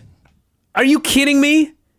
He brought a fucking anvil. He sure did. He couldn't just put the heirloom on the stage and hit it with a hammer. No. He had to bring a fucking anvil in. That's what happened. Prove a point. Dude. Yes. There's so much. I can't keep track of all the bullshit. I hate when that happens. Jericho promises to team with a fan to face D'Lo Brown in China. Well, he kind of did. They're attending to the Big Show when he gets mad and roars. He just stands up and goes, "Whoa!" and goes running off into the night. The Big Show, as we speak, is apparently patrolling the city in search of the Big Boss Man. Yeah. Okay. China and D'Lo versus Jericho and a fan. Jericho selects what is clearly a man in drag. None of the announcers acknowledge this. So They sort of did. and by the end they did, I guess. But so it starts with Jericho and D'Lo and do some stuff, and then China tags in and Jericho just destroys her. He gives her nothing, just beats her and beats her and beats her. And did you hear the crowd? People were starting to cheer. Yeah. They're starting to turn on China. Yes. Because no matter what, I was writing the China bio for this upcoming book that I'm doing. I don't know if you're aware of this or not. 100 things every WWE fan should know or do before they die. I'm writing the China bio, and everybody liked her. She was a very popular star until they gave her the Intercontinental title. Even during this period where the titles didn't mean jack shit, and we can't even remember who won what title, and the Fabulous Moolah is like the women's champion, everything like that. These young men that showed up at these buildings, these 18 to 24-year-olds, 18 to 34-year-olds, they did not want a woman as a champion. And they turned on her. And by the end of this feud, Jericho's like a babyface, and she's hated. Yep. Man. This So was not a women's evolution. no. So eventually, I don't know why, he tagged in Stevie. China destroyed him, pinned him with a pedigree. So China leaves and D'Lo leaves. Jericho turns on Stevie, power bombs him, puts him in the walls of Jericho. I'm so confused. What was Jericho's plan here? I don't know. Did he think Stevie Richards was going to win the day for him? Did he know that was Stevie, or was Stevie fooling him? I presume we're supposed to think that he knew it was Stevie. Okay. But the thing that I was watching, the thing I was thinking about in this match was, there's a man in drag. I didn't immediately know that it was Stevie Richards, okay? No. But I assumed, all right, it's a guy. It's either just some like local wrestler who's just, we're not supposed to find out who he is, or it's someone that we know. One or the other, okay? Fair. So when the guy in drag hits the ring to go after China, and he can't do anything, like he runs at her and he tries a move and she just no-sells it and then lays him out, I thought, well, it's got to be a local guy. It's got to be in storyline some thug that Jericho found who fucking sucks. Right. Then we find out it's Stevie. Yeah. And like, he couldn't do anything in this match when he was wearing drag. He was portrayed as completely incompetent. Yeah. And unable to do anything. And then he was proven to be incompetent because he lost. And they take off his deal in Stevie Richards, and I just was baffled. Yeah. So Stevie totally sucks. Is that the storyline? That is his gimmick. Like, he's absolutely, totally the most shitty wrestler there's ever Well, been. for the last 2 months, he's been doing everybody else's gimmick, and then it turns out he's in drag, sitting front row. What has his trajectory been? This sucks. Yeah. Vince is reading Mick Foley's book. Mick shows up, and they talk about Vince's facial expressions. That'll happen with The Rock and Mick in their book. That was like the big storyline from last week, and there was no mention of it on this show. They're just broken up now. He's over it. Is this that hard? That was like a good story. Now, I had a question for you, actually, Brian. Yes. When Vince Russo jumped to the other brand, if you will, did a bunch of guys that were writing for WWE just pick up where Russo left off? He wasn't like the head writer. Okay. He was just a guy who came up with like a bunch of stuff. He wasn't the head writer in WWE. Nice. It was Vince. Okay. It was Vince and Jim Ross and Jim Cornette, and Russo came up with a bunch of dumb ideas, and Vince edited everything to make it not as horrible as it is, as we see on the other channel now. Sure. But a lot of these really dumb things are very Russo-esque. Yeah. Vince was into this car crash stuff. I mean, that's just, he wasn't going to, if Vince wasn't into it, he wouldn't have done it. Yeah, I got you. Just like Medusa wasn't in a title tournament on Raw. Although China did win the Intercontinental title. Mm-hmm. That's a little different, but point of it is all Vince. It's always all Vince. Mankind versus Triple H for the world title. No one cares about watching a wrestling match Oh, on Raw. fuck. Hunter's in there doing arm holds, arm bars on Mankind. Yeah. Who could possibly care? Eventually, then they started using socks and chairs and belts. Then people cared. So Foley gets the mandible claw. Hunter's shoulders are down. The ref won't count. Instead, he starts to drop the arm. And then Val Venus hits Mick Foley with a chair for the DQ. And Val Venus hit Mankind. yeah. And Al Snow ran out and helped Mick clear the ring. And that was that. Just a bunch of stuff happening. Yeah. That's what it seems like to me. It's random. Yeah. Cole interviews Austin. Says he respects The Rock. They are not friends. Says the same thing. We'll team tonight and we'll fight at Survivor Series.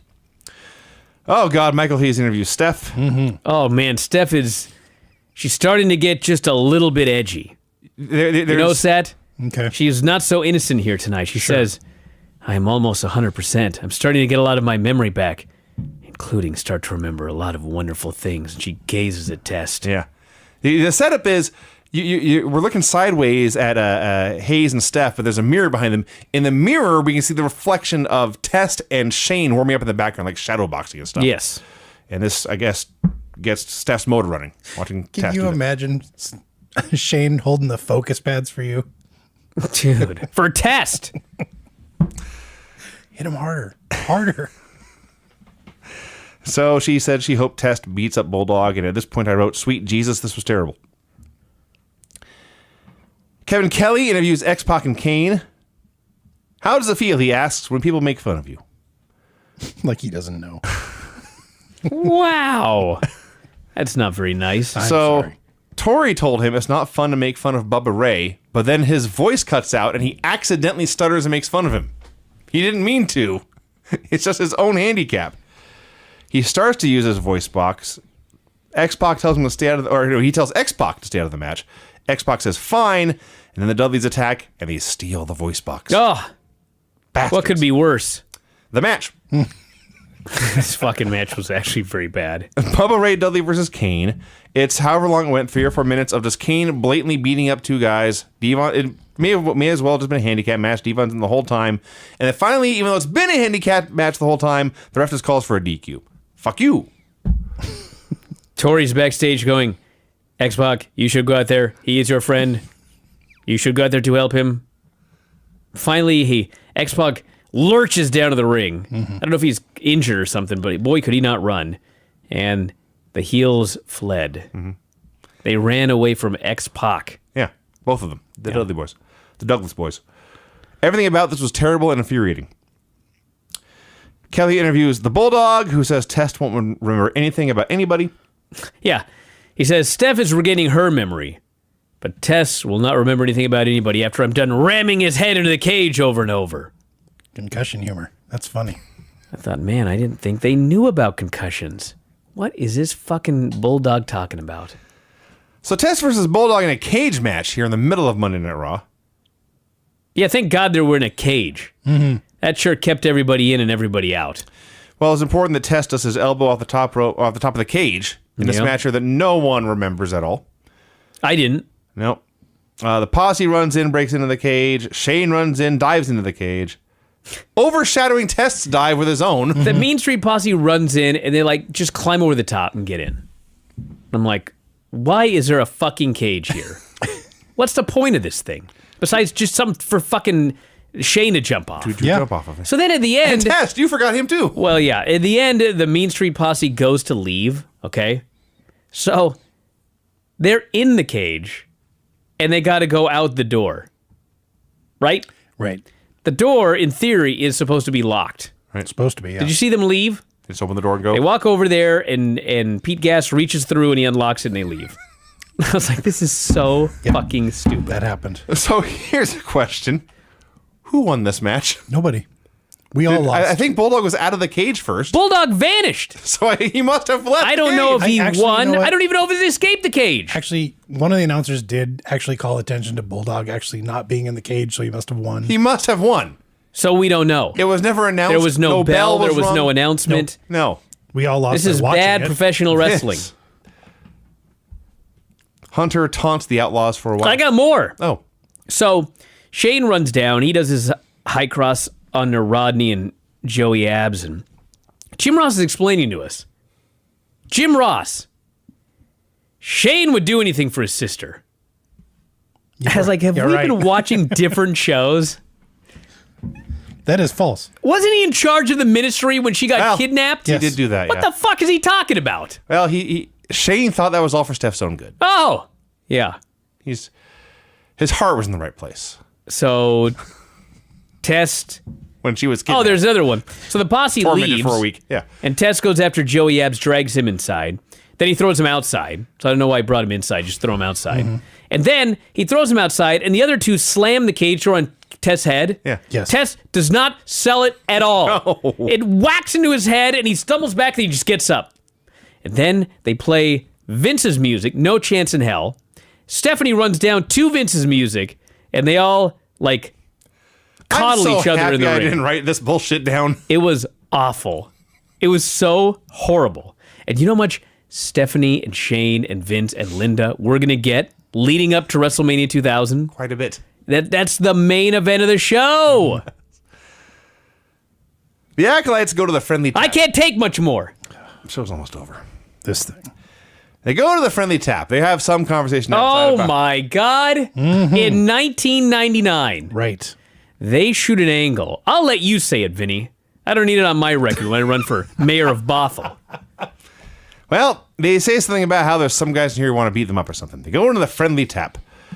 They order a beer. There's some tubby guy in pinstripe sweatpants who wants to pick a fight. He claims to be the local arm wrestling champion.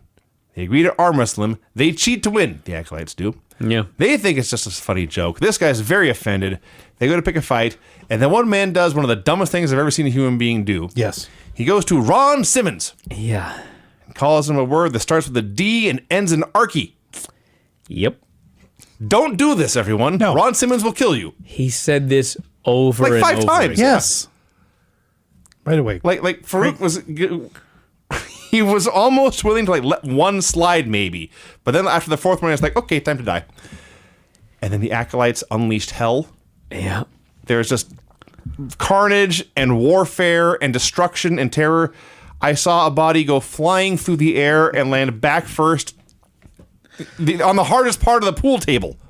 Yeah. It was the apron of the pool table. Yes. Just cracked him. after he called him that, I just assumed that this footage would never get out because there'd be no witnesses. That's possible. May have been their thought. This So- was Tim White's Tavern, the Friendly Tap. Right? They destroyed everything and then rebuilt it again. Can you rebuild a man's spine? Well, that guy was just That dude- collateral damage. Didn't they destroy it every time they came to town? Yes. I think so, yeah. Main event, New Age Outlaws versus The Rock and Stone Cold Steve Austin. I would have, if I owned the Friendly Tap, Rename it. no, I would, A violent tap. come on, the Friendly Tap is an inviting name for some people. I see. So I would have left a portion of the Friendly Tap destroyed. Sure. It's an attraction. Sure. You know what I mean? You don't want to rebuild it every time. People want to come in and see where that guy died. Yeah. Then sell gimmicks at the end. Or just a pile of broken pool sticks. These are what the Acolytes did. Hey, we'll sell you one for $50. Yeah, you go to a secondhand store, you buy a bunch of shit. Yes, yes. You break it, and then you say they're heirlooms Sure. from the Friendly Tap, and you sell them at an enhanced price. You signed them, Farouk. Yeah. There you go. So Outlaws versus Rock and Austin. Crowd liked the Outlaws, but they loved Rock and Austin. But No they- shit. Yeah. Thank you, Vinny. Shocking, I know. They really made the most noise when Hunter ran in during Rock's comeback. So Austin and Hunter brawled to the back. I think it was Ross who said, Mr. Ass is cracked. Yes. So we had a rock bottom on Mr. Ass, but X-Pac showed up, he kicks the Rock, and Billy Gunn pinned the Rock. Dude, I've said this a million times, but there's one guy who get away with doing as many jobs as The Rock did. And it's the fucking Rock. Dwayne Johnson. What the fuck was this guy doing laying down for X-Pac's one kick? He's kicking ass. X-Pac runs in, gives him one kick, and The Rock gets pinned by Mr. Ass. Yeah. Nobody else would survive this. But he was The Rock. It was the Rock. So he survived and thrived. He sure and did. thus for 19 fucking years, I've had them beat everybody over and over again, thinking that everyone's going to be as over as The Rock. Nobody ever is. No one is? No one. Never.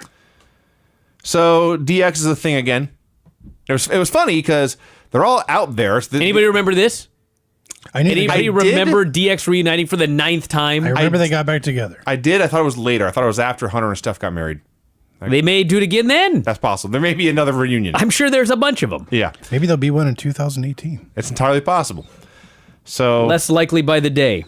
Good. So it's funny because it's the four guys beating up Rock and Austin, and they start to pull out and put on the DX football jerseys, and only then the crowd realizes, hey, that's DX. It's like they didn't put them, they could not connect those dots until the football jerseys went on. So everyone cheered for DX, even though they're the bad guys, and that was that. This is not a dot connecting crowd. No, No. Sitting through shows like this every week, enjoying them. Plus, I've been drinking beer since noon. All right, are you ready for your music, Vinny? Good luck. I sure am. The finishes on this show were pin after interference and betrayal, DQ due to interference, pin in 10 seconds, clean pin in an intergender tag match, DQ in a world title match, DQ due to interference, cage escape after interference, I think, pin after interference. There you go. Nicely done, Vince. I thank you. Excellent reporting, Vince. You're a veritable granny. I'm looking at my Nitro notes here. I seem to have written 50,000 words. There's a lot to take in on this show.